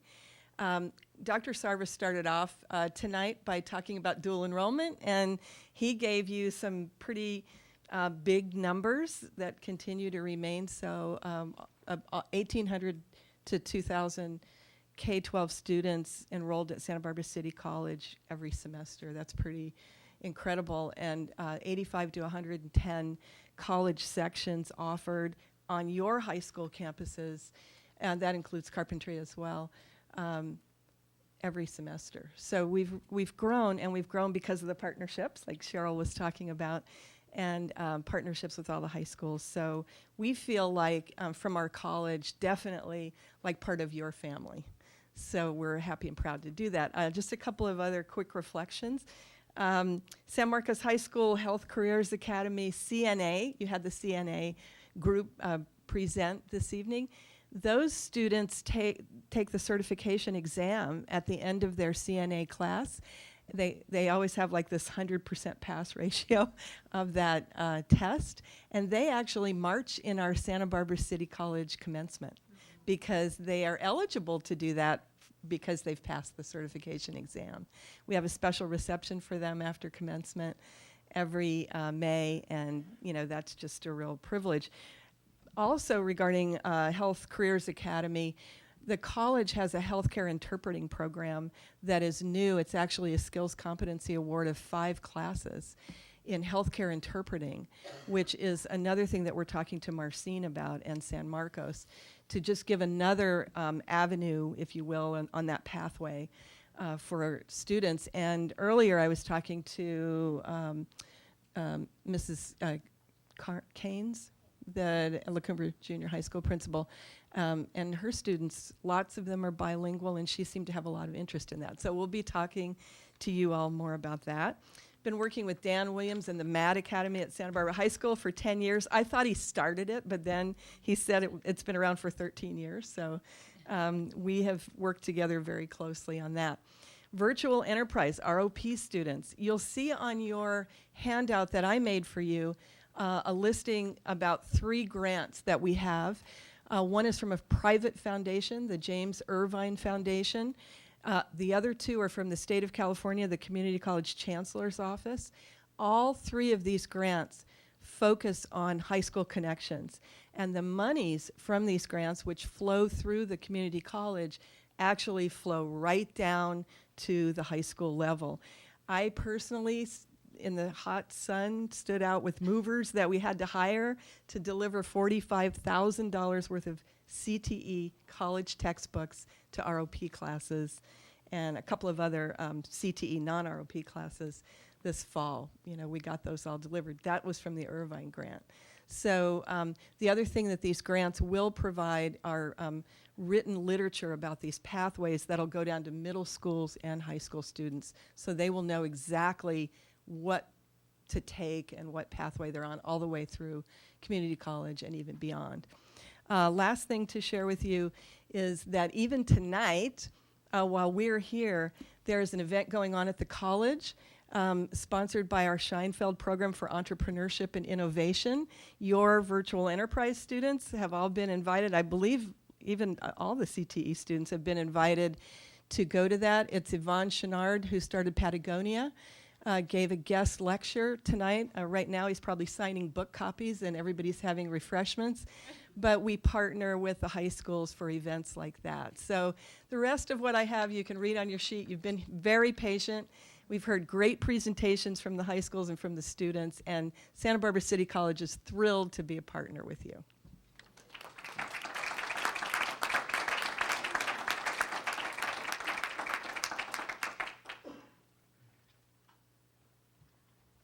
Thank you. Our principals are ready for our questions if you have questions of us regarding our pathways. Thank you so much, and thanks to the students who've all left, but thank you to them. And They had to go to bed. They had to go to bed. Yeah, go to bed. One more person. I think sorry, one more person. I think I actually get it now. I think I actually understand this program. Before I just saw pieces, and now I see kind of the whole, and it's much different presented this way. Thank you so much. Questions? Yes, Dr. Noel. Yes, I want to thank you for the presentations and express my extreme enthusiasm about the potential for career technical education as a means of connecting kids to school. I have some concerns. Okay. The first one of which is that according to the data that the district has provided, there is a very serious underrepresentation of Latinos in most of the academies, with the important and good exception of the Health Academy. Matt Academy has only 9.5% according to the district data. Campus has 53% Latino. Second one is a question about the integration of academics. Those words just roll right off the tongue, but everybody I've talked to about that says that it's extremely difficult, and I would find it very helpful to see some examples of what I think you folks in CTE call the crosswalks. And particularly, I'd like to see some examples of A to G courses. I know they're there. I know that many of them tend to be in the G category, the elective college category. prep elective, Mhm. more in the design category for places like the Design Academy, a few but not a lot in science, and like almost, believe it or not, almost none in math. And if you folks have got a bunch of course approvals ready for the University of California that fit into those other categories, I'd really like to see those. And this is very important because if these programs don't produce students who have met the A to G requirements, then the colleges to which the students will matriculate won't be four-year public institutions in California. They'll be something else, and that's very important. And I have some examples of integration that I'd like to share with you. That are kind of fun. First of all, I read an article today that says if you Google a lot, it keeps your brain young. So That's good. these are Google brain exercises. Okay. Okay. A physicist's view of the automobile engine. Physics and automobile safety belts. The physics of automobile safety belts. Here's a very concrete one. Auto physics. That is a Monrovia High School course. A to G approval as a science, Yes. as a lab science. You know that one. I do know that one. Yeah. That took them 5 years to get approved. I know, which is wonderful for us because it won't Yeah, take they us did the 5 work. years. Yeah, that's right. Here's some transportation history, starting from the entire history of man. Transportation and the economics of location. And then closer to some of my own interests, food and chemistry, the food and cooking chemistry. That's from the Utah Board of Education. Gastronomie moléculaire, molecular gastronomy. This is really hot in France, molecular cuisine. And the most famous restaurant is somewhere in central France I read about. The laboratory is upstairs and the kitchen is downstairs. And it is very, very scientific stuff. And finally, I'll donate this to one of your cooking programs. I bought this and never read it. This is called On Food and Cooking, The Science and Lore of the Kitchen. It's supposed to be the Bible on scientific cooking, and there are a couple of chapters at the rear. Maybe one of your academies would like it. It'll get better use than it's sitting on my shelves. So anyway, I'm concerned about, well, that's the lighthearted stuff. I'm concerned quite seriously about the underrepresentation of minorities. And I've had a long talk with Mr. Caprito about this. I'm especially concerned, see, we have two kinds of academies. We have academies that are the districts, which are constrained by no sets of rules other than the General Education Code. They can be anything we want them to be. And the Engineering Academy is a stellar example. The Health Academy is, I believe, also such an academy. But then we have two California Partnership Academies, VADA, Visual Arts and Designs, and MAD, the Multimedia Arts and Designs. They take state money. They operate under state rules. We contribute $80,000 or so out of district funds. The industry is supposed to contribute $80,000, and the state contributes $80,000. Any way you read it, the enabling legislation for California Partnership Academies says that they are for at-risk students. And any way you read VADA and MAD, those students are not at-risk students, as they are defined legally. And the campus at Santa Barbara High School is awash with at-risk students. And I think that is a very serious problem. It's a problem of compliance or non-compliance. And for me, it is a moral problem because we have a lot of at-risk students who do not have the benefits of an academy for them, who do not have the benefits of that $80,000 from the state, and who do not have the benefits of the matching $80,000 from the district. Thank you, Madam President. Would you like to address that, Mr. Caprito? You need to be on a microphone. Actually, you know, Dr. White, I had raised the question a number of months ago, and we received a rather lengthy memo from Mr. Williams and some others, and so it might be worth it to revive that memo and put it into the board brief. But yeah, I think it might also be worth. And Michelle hearing about Humboldt tonight. will also speak to that.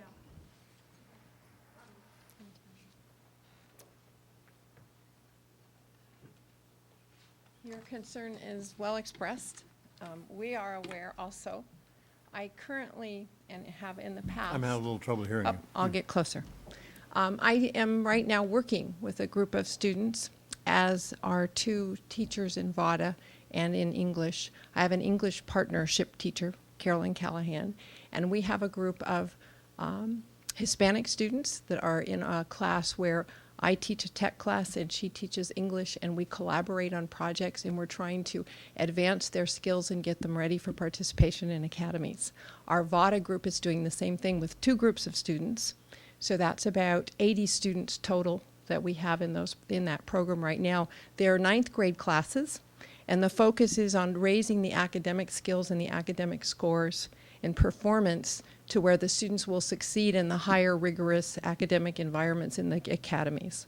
We have done that in the past. We had our first graduates this last year from a program that we started like that 4 years ago, and we graduated 7 kids in the MAD Academy who came in as kind of Head Start kids through a special program who were Hispanic and would not have participated if it hadn't been for that other program that got them going. So we are aware, And we are making very direct attack efforts to try to encourage more participation of minority students. And we've gotten groups together that we're trying to get as ninth graders so they'll be able to apply and participate in 10th grade, 11th grade, and 12th grade. I'm hoping of the 80 or so students that we're working with this year in that pre-academy capacity that we'll get at least half of them into our academies and or our Apple Leadership Program, and then some of them into yearbook and to the newspaper writing class as well because of their, their new tech skills in their work on literacy and writing and bringing them up more to standard in terms of their skills. So we are addressing that. I'm hoping for success. We had some success in the past, and then we lost that program. We stopped doing that for a couple of years. And that's how our numbers fell down to the 9-10% level. We actually didn't do that pre-academy program last year or the year before. And we've brought it back because it was successful 3 and 4 years ago so that we can, in fact, address that issue. And it is an issue, without a doubt. We have to make a very diligent effort to include more kids and to prepare them to participate. That approach takes the curriculum of the academies now, as it now stands, as a given, and says we will take the at-risk kids and get them ready in a year to function at that level. The curriculum of those academies includes a complete GATE program, Gifted and Talented Education Program. It's a strong college prep curriculum. Yes. I asked the question, why don't we adjust the curriculum to meet the needs, more direct needs of at-risk students? And the answer I get is that would drive away the existing students. I consider that a very serious dilemma. I'm not seeing it that way now, and I don't know who, where the answers come from. The goal is to get those kids to continue on in education at city college and college level and to go on into careers. And one of the things we have to be careful of is that we don't water down the standard or not prepare them for post-secondary education. And we have both GATE and college prep levels in the academies. There's 2 levels already there. All of our kids in high school right now are required to participate in college prep level courses. And unfortunately, we have a lot of high school kids who just are not at that level. They are behind when we get them in 9th grade significantly. And to get them ready to go to college, there has to be some remedial, concentrated work. So I don't think it's so much that we need to lower what's going on in the academies, because they are that just college, there is the college prep level there, but we need to make sure we can shore up the kids and give them the little bit of extra to get them to that college prep level that we want all our students to be at. So I would, at this point, that's kind of our approach, and I think I speak for everybody in the academy, having taught in it for 7 years myself, and having taught this pre-academy class now on and off for 5 years. The goal isn't to have a standard that's too high, it's to just get everybody to that standard. And basically, we want them all to do Casey at 380, and we want them all at that literacy level. And that's fine. That level would be fine for the academy. These kids are way below that level. They're way below 380 and Casey scores and stuff like that. So. But the purpose of the California Partnership Academy program is to serve at-risk students. Right. And the law says you may not even have more than 50, you must have at least 50% at-risk students. Yeah. And I challenge that the Mad Academy has met that requirement. I'd like to see that. I'd like to see how you define at-risk. I look at your data a lot. I find several hundred students functioning in math at the below basic or far below basic level, which I consider getting pretty near at risk. And I don't find those students, any evidence that those students are in the academy, which is by statute designed to serve at-risk students. Now, don't get me wrong. I think the MAD Academy and the VADA Academy are terrific programs. What I'm saying is they are not meeting the requirements of at-risk kids, and that the money that comes from the state should be going to those at-risk kids. I think we should be funding VADA and MAD out of other funds, like we do the Engineering Academy or the Health Academy. But to me, it is almost a hijacking of those state funds for at-risk kids to use them for the population that Matt and Vada serve. I need to respond quickly to just a couple of points. One is with the academies, and when they started, the wonderful thing about the academies is that the beginning of the academy was visible to everybody. And we all knew that. We knew it going in. But those who wrote programs never considered, those who thought about the programs, those who invited us to apply, they never looked at the end. And so one of the things we have to account for with the academies, like any other program, not that it's taken a life of its own, because these programs truly have grown, not that the requirements have changed. And certainly we can provide you with the data, because I'm not here to dispute or argue with whether we are or are not meeting, because I'm feeling pretty confident that the number of kids that are being met and served by the academy meet the requirement of the state. What I will share with you is this. The academy model was a model. It was a plan. And that over the years, the academies have changed significantly. Not because the paperwork has changed, but because the growth and development of courses, required courses, what we used to consider articulation courses with community college, now we have dual enrollment courses. There have been a lot of variables in this, and each one of those has set up a particular standard.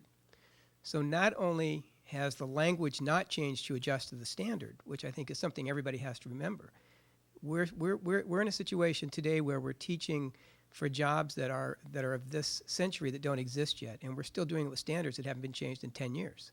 That's a dilemma we're in all the way around. And it's not uncommon for the programs to continue to grow and the requirements to continue to stay the same.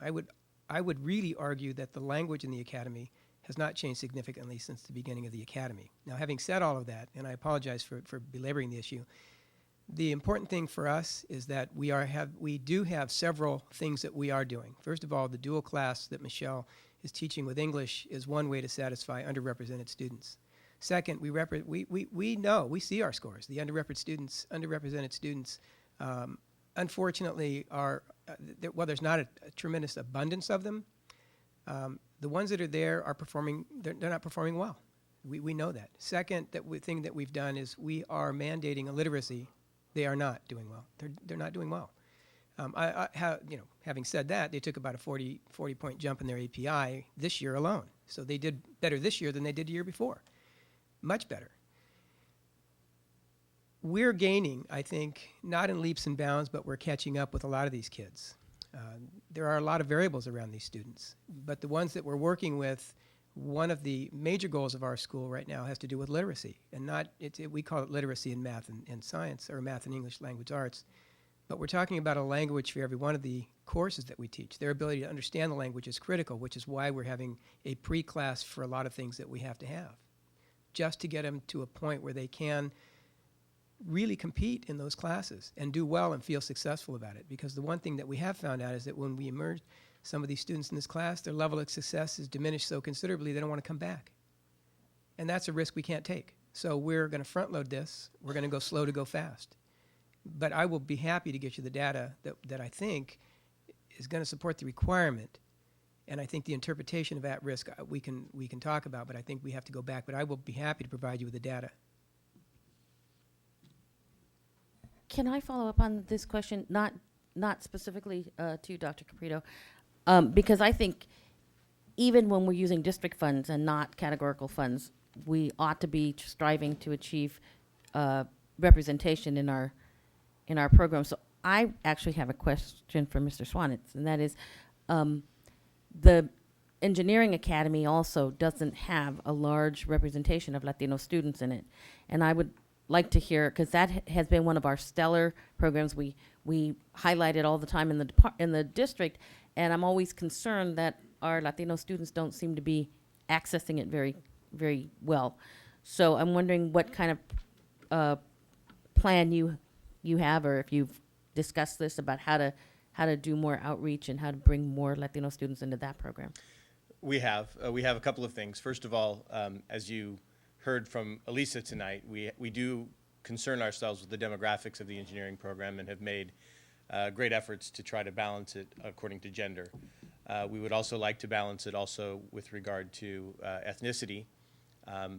And we, in order to do that, part of the broader reaching plan, as you know, is the fundraising efforts to build a new building for our facility, or for our program. By building a new facility, our hope is to be able to expand the program threefold and to serve 3 times as many students, and thereby create separate pathways within that singular pathway, which will serve students at different levels. And by doing so, we hope to incorporate more of the at-risk population, more of the Latino students. Right now, you know, sad to say, but we are operating kind of a premium program. It's a program that caters to the higher end students. That's not sad to say so much, but I wish that we could offer it to more kids, but it does have a very high level academic component with advanced engineering classes, AP computer science, AP things, and we find that some of the students that you're referring to, these at-risk students, are not academically prepared to succeed in those classes. And because we do have kind of a cap on the program at 32 to 35 students per grade level, which means we're only serving about 140 kids in the program, it is by application, and it is the only program that we offer on our campus that we turn students away from. If we get this grant, get the building built, we have the grant, if we get the matching funds and get the building built and are able to offer 3 pathways, we'll be able to serve students at 3 different levels. So there is concern there about improving service to all of our demographic and trying to have that accurately represented in the program. Thank you. I appreciate those pathways, because my concern is not so much trying to lower the expectations or standards for our students. My concern is why so many of our Latino students are in the at-risk category when they've been in our district for 10 or 12 years. Exactly. That I would like to see more of our, I mean, if in an ideal world, it could be a premium program and still be representative, because there would be high achieving Latino students in the same proportion as the other groups of students. So that's my concern, is why are so many of our Latino students in the at-risk category? And I absolutely agree. And I don't mean to cast a pall on Latino students as a group. I mean, we do have very high achieving Latino students at Dos Pueblos, and I don't mean to malign anybody in that regard. I would say, obviously, because it's one of the board focus goals and has been since I've been a member of this district, is to close that achievement gap, and to do so by raising up the Latino students and the other underperforming groups to the levels of the higher performing groups. I think we have a systemic issue, obviously, which is what you're referring to, and I would definitely hope, you know, when they're coming into the engineering program, they're coming straight out of junior high, and they have the preparation that they have to be able to compete at that level in getting into the academy. And so my hope, obviously, is the same as yours, that we can raise the achievement of all of our students so that all of them compete on a level playing field for entrance into the academy. But short of that, we do have hopes and plans to be able to expand the academy to be able to serve a broader population and better accurately represent our demographic. You're welcome. Yeah, just 2 quick comments. One, in regard to Dr. Wall and Ms. Cordero's comments. While Ms. Cordero is asking you a specific question, or Dr. Wall is talking with Dr. Caprito, it is a systemic issue, and it's something that we all need to concern ourselves with, not just high school principals through their CTE programs. So I think we take that burden very seriously, but it's something that we need to keep in front of us all the time. One other little piece of information that was not mentioned tonight is that Santa Barbara Junior High has a digital photography class for the first time this year, and it was a response by Mr. Houchin, who's the art teacher there, to the high level of interest in the academies at Santa Barbara High, to try and create a group of Santa Barbara Junior High students who would then move on to Santa Barbara High and try and engage themselves in that program. And he got the program started with grant funding. So I just wanted to throw that in. Ms. Parker, did you have some comments? Well, I'm sort of interested in the district thinking sort of creatively about increasing representation from our actually majority population in the academies, in the sense that we have actually many very high achieving Latino students that I think aren't applying for these academies. And so I'm almost wondering if for some of these things it might be worthwhile if at the district, the district supplied the information to the academy directors. These are students that you might want to particularly contact and recruit, because there are actually a lot of them out there. I just don't think they're applying. Yeah, just to piggyback on that, through the secondary gate committee, it became really clear through, admittedly, just a single focus group, but Latino students in general don't buy into the brand of GATE or necessarily of the academies. And so they find their own roots through high school. And that kind of branding that some students assign to it doesn't have that kind of cachet that it does for other students. So I think that's something that we need to work on. Can I guess a point of information? And I'm going to ask you, Mr. Caprito.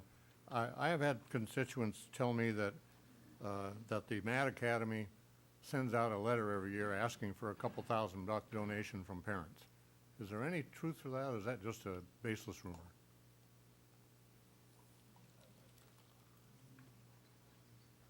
I can share that the Academy, like most other programs in our school, and I can't tell you that there's a dollar amount, but there's letters from many organizations in our school that go out to ask for support for programs. Well, so, and I don't have a dollar figure, so I can't say it's several thousand, I can't say it's 100.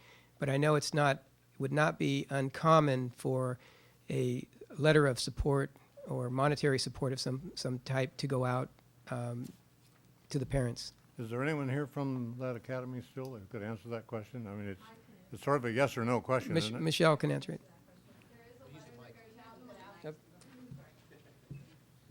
I have a son who graduated from the academy last year.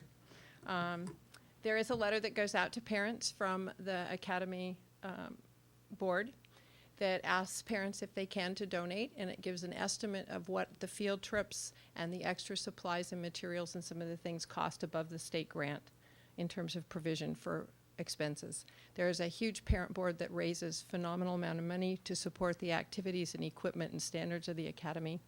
No one is forced to give money. They are asked to donate money. They are given a dollar figure of what it's anticipated it might cost per student for the activities. Much is that? I think the last time I paid it, it was probably $1,100. I did not pay it the last year. I went on the grace of someone else. The parents give more. Many of our parents give more as scholarship for kids who cannot afford the money or whose parents do not contribute. There's no real pressure put on a parent to contribute, and all the kids who apply know that they are not required to pay a fee to be in the academy of any kind. So the letter is like any donation letter that goes out, has a suggested amount on it, and people are asked to donate if they can afford it. Apropos of Mrs. Harder's comment, this confirms the impression I've had, that it's a very nice phrase, that the branding of the academy tends to make it, from the standpoint of families of at-risk kids, a pretty exclusive club. And that is one of the reasons that the applications are not forthcoming. There are other reasons, I believe, also, but I think that branding is terribly important. I think there is a stereotype, Dr. Noel, that does get established, but I don't think the reality matches that. But perception is, if perception is keeping at-risk kids away from applying, then we must address the perception, mustn't we? Well, we actually, kids who, when Mr. Williams goes out and talks to classes, he explains very carefully that there is not a fee requirement. And he goes and he meets with kids both at the junior high level who are coming to Santa Barbara High, and then he meets with our 9th graders in the spring during programming and during the fall when kids are starting to apply. I teach a lot of pre-academy classes, and I explain it to all of my students. I have about 160 students a day who are interested in technology, and we always address the issue of, is money required? Because some student always bravely asks, I've heard, is money required? And we tell them very emphatically, no. There is, if your parents can afford to donate, it's always appreciated, and they're asked to donate or to participate in volunteer time and help by serving the group as parent support. And so I think we make a real effort not to do that, but I do understand what you're saying about it getting branded or the stereotype that it is a exclusive group, and there are certainly very wealthy kids in the group, but there are also many Title I kids in that group. Having taught the group for many years, there's always at least a dozen or so Title I kids that are clearly earmarked as financially, needy in some way. Can I ask a question? Are we done? I guess this may be for you. In terms of evaluation, in terms of what happens to these students, do we have any knowledge of what comes of them after they Yes. graduate? Because they're part of the CTE state program, the Mad Academy kids, there is follow-up with them as seniors. Every single student is contacted. Last year, all but one of them went on to a 2-year or 4-year college. And I'm sorry, I wasn't referring to just the Mad Academy, but rather the CTE program in general. The CTE kids are all, there's follow-up on all of them. The state requires us to contact each student who was a graduate from last year and to see if they went into the military, if they went into a related job, if they went on to a 2-year or 4-year college. It doesn't differentiate level of college. We do have the data here that shows where the kids went over the last probably 4 or 5 years and what happened to all the CTE kids in the district. How exciting. So the state has been tightening that up. This year they're also collecting Casey data. Okay, they're also collecting Casey data on all the kids, and to have a successful CTE participant, they have to graduate and they have to pass the Casey tests with 380 in both categories. So that's the new CTE requirement for, quote, a successful finisher of the program. You have a data sheet that I think is that the new one that's it says the revised data. Yes, yes. The state has been working on their data analysis software, and so we've gotten some updates, and that's why there's revisions. I would just point out that the number of participants in CTE at each of the high schools is on that form, that we have 269 at Dos Pueblos, 587 at Santa Barbara, and 557 at San Marcos. At DP, 135 of those kids were Hispanic kids. At Santa Barbara High, 343 of the 587 were Hispanic, and at San Marcos, 254 were Hispanic kids. So we're running fairly high Hispanic participation in all our CTE programs on the average across the board. We have a graduation rate of 100% at DP, 100% at Santa Barbara High, and 95% at San Marcos out of our CTE career pathway programs. So our academies have had great graduation rate. Can I make a comment about the 95%? Yeah.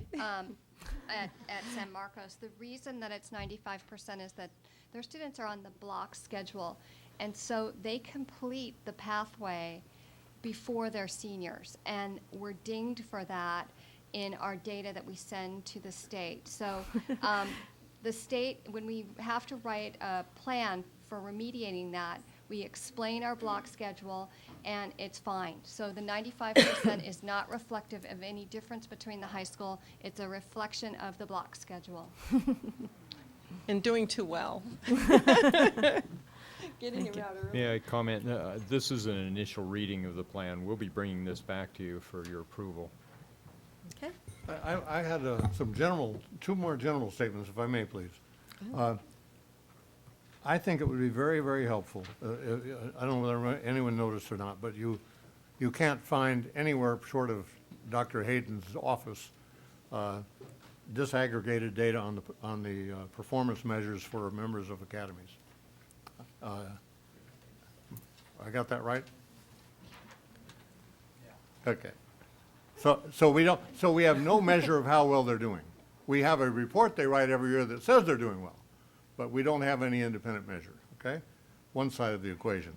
The other side of the equation is we don't have a cost center for the academies, so we don't know what we spend on academies. You folks may know at the operational level, we don't know at the policy level. And I would like to think that our CTE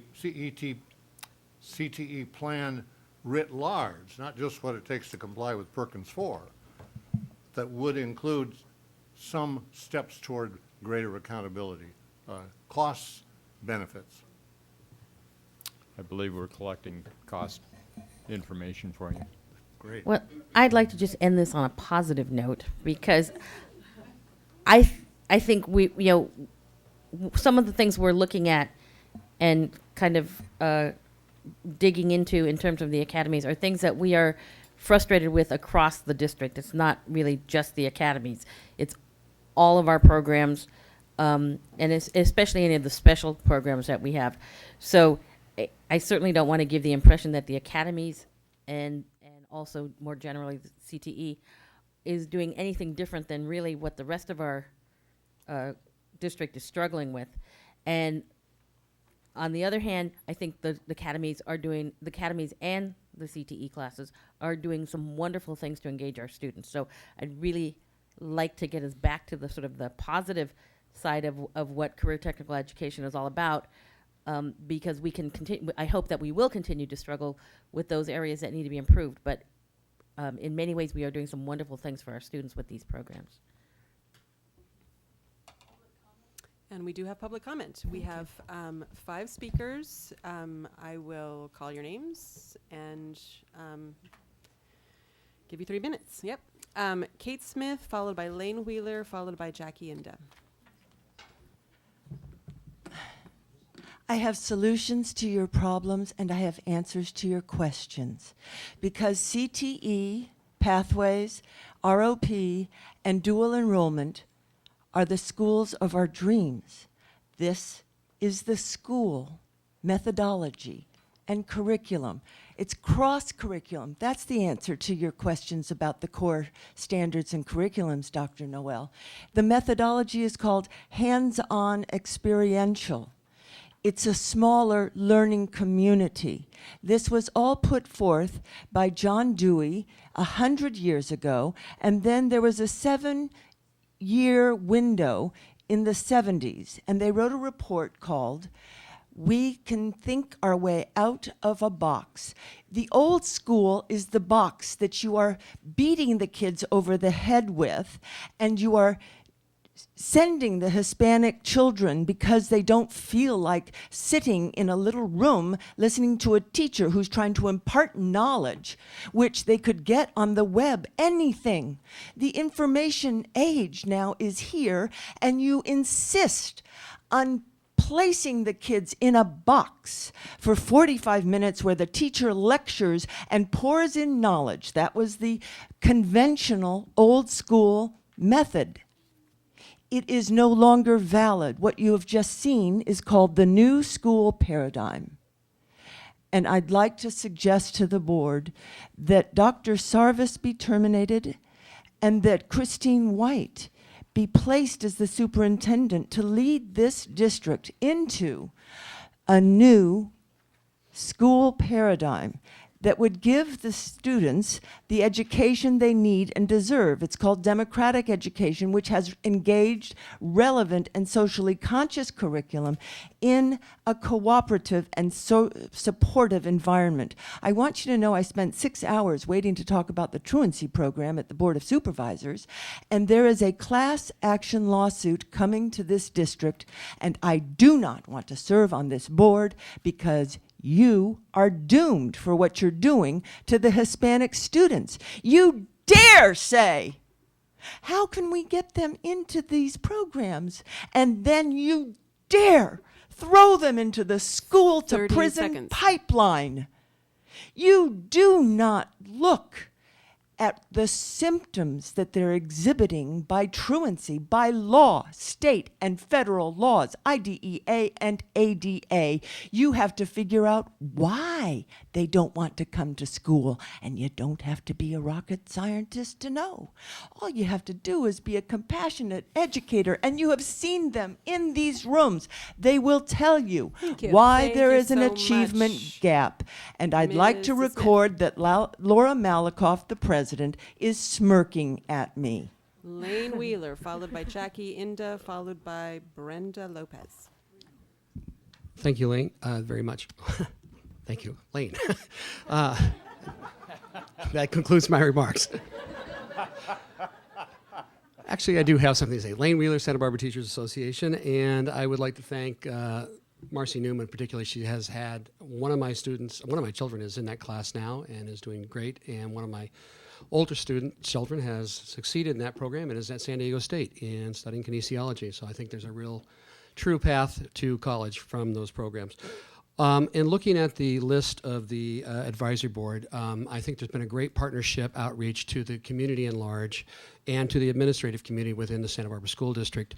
The piece of the partnership that I don't see is the teacher partnership, particularly the junior high and the industrial tech folks. When I count these numbers, I see 14 administrators or administrative leaders, 3 principals and are included in that group. And then for teachers, and some of those teachers who are tremendous, wonderful teachers, once again have very specialized areas. And I would like to see that broadened, and I'd like to see more teachers involved in that, particularly industrial technology teachers who are doing some very exciting work right now, looking at other pathway programs that might be brought on, that might be more inclusive. And I don't want to see that piece of the partnership lost. So I would encourage the board to give direction to this initiative and include teachers who are actually working with these students on a daily basis to be part of that program. Thank you very much. Thank you. Jackie Inda, followed by Brenda Lopez, followed by Lourdes Uribe.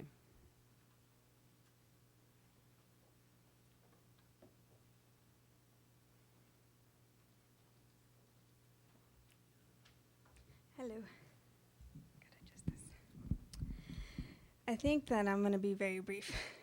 One of the things that I think about are all of the kids' stories that I have. And the story that comes up in my head when I think about this is how many kids have told me, I go to a program and I sit in this program and 15 minutes later everybody's staring me down and I don't fit in and I need to leave. And I have heard that over and over again. I'm not saying particularly this program, but it's that inclusion that's not a part of this. And obviously our academic achievement is something that we have to work on. But if we're not reconnecting our kids at a very young age, this is the solution to it. We have programs that are supposed to be helping our children be successful, our at-risk children. And they're not meeting those needs because of our academic failure towards the things that we're providing to them. So we need to pay more attention to that. And we need to understand that in these kind of programs, the only way you're going to include that community is by helping us as a community get to the point where we need to get to in academics. And it's not happening. And that's where we're failing in our schools. And that's where our parents are relying on you guys to get those kids up to that standard. So when they do go into 9th grade, they can qualify for these programs. These programs are great. But they're not for us because our kids can't get to that level because our kids have been in this educational system and they're not there. So we need to think about that as a school board because you guys are elected to represent our needs. And we need to make sure that whatever else we choose to do, we need to get our kids up to those levels before they get into 9th grade so that they can participate in these programs as well.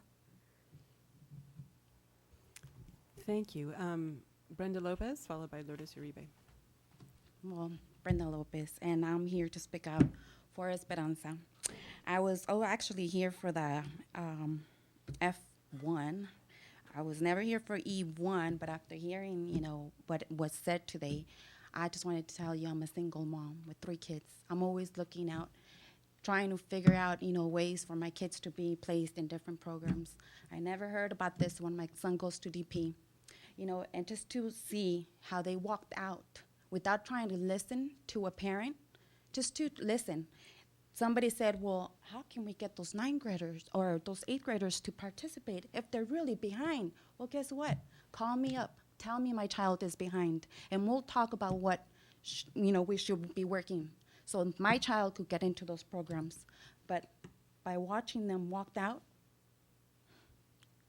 my child feels the same way when he talks to a counselor, the same way when she's not listening because she's walking out. And she's focusing more on those kids who could do well. That's so sad. And just by watching them, I think that was really rude of them. I've been sitting here waiting just to be able to talk for F1, be able to speak out. And guess what? Now I know how my son feels. And now I know how most of our parents feel, especially those who don't know how to talk, don't know how to read or write. Thank you. And Lourdes Uribe. Hi again. I'm the parent of boys with dyslexia, autistic behaviors, problems in schools, but I also have two daughters. When my daughter, who's a junior at UCSB now, was little in second grade, she was excited about going to the GATE programs because she felt that she was smart. And she asked me to inquire about that, and I did. And I was told that there were no Latino kids and it was gonna set her for failure if she was going to be going in that group. That was when she was 8 years old, or somewhere around there. You wanna know if that's changing? I don't think it is. I think the same mentality prevails because I have a 16-year-old daughter. She's a junior at Dos Pueblos High School. I knew a little more when she was a second grader, and she got herself into a GATE program. She was very smart. She is very smart.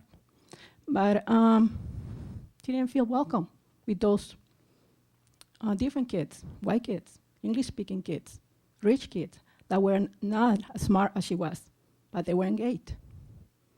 So that's what it is. That's why our kids are not succeeding. We need to be able to do something. And I think you have the experience and the position to do something like that. I go around telling parents, to do something. But it happens in schools, it happens with teachers, it happens with classmates.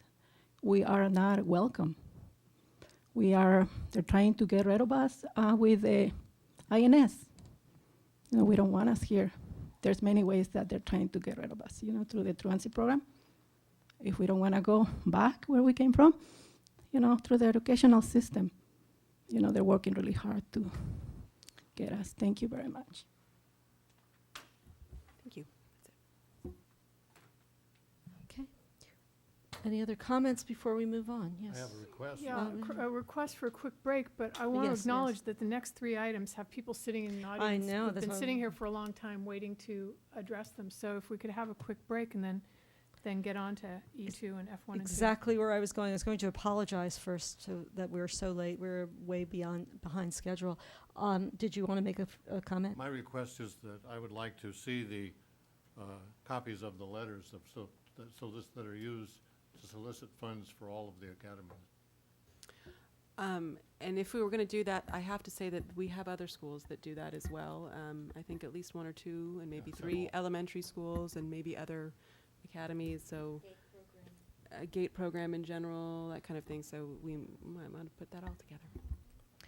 Okay. Just a really short break. Maybe we'll have another short break later, but because just even 5 minutes, because I feel really bad about having to make people wait.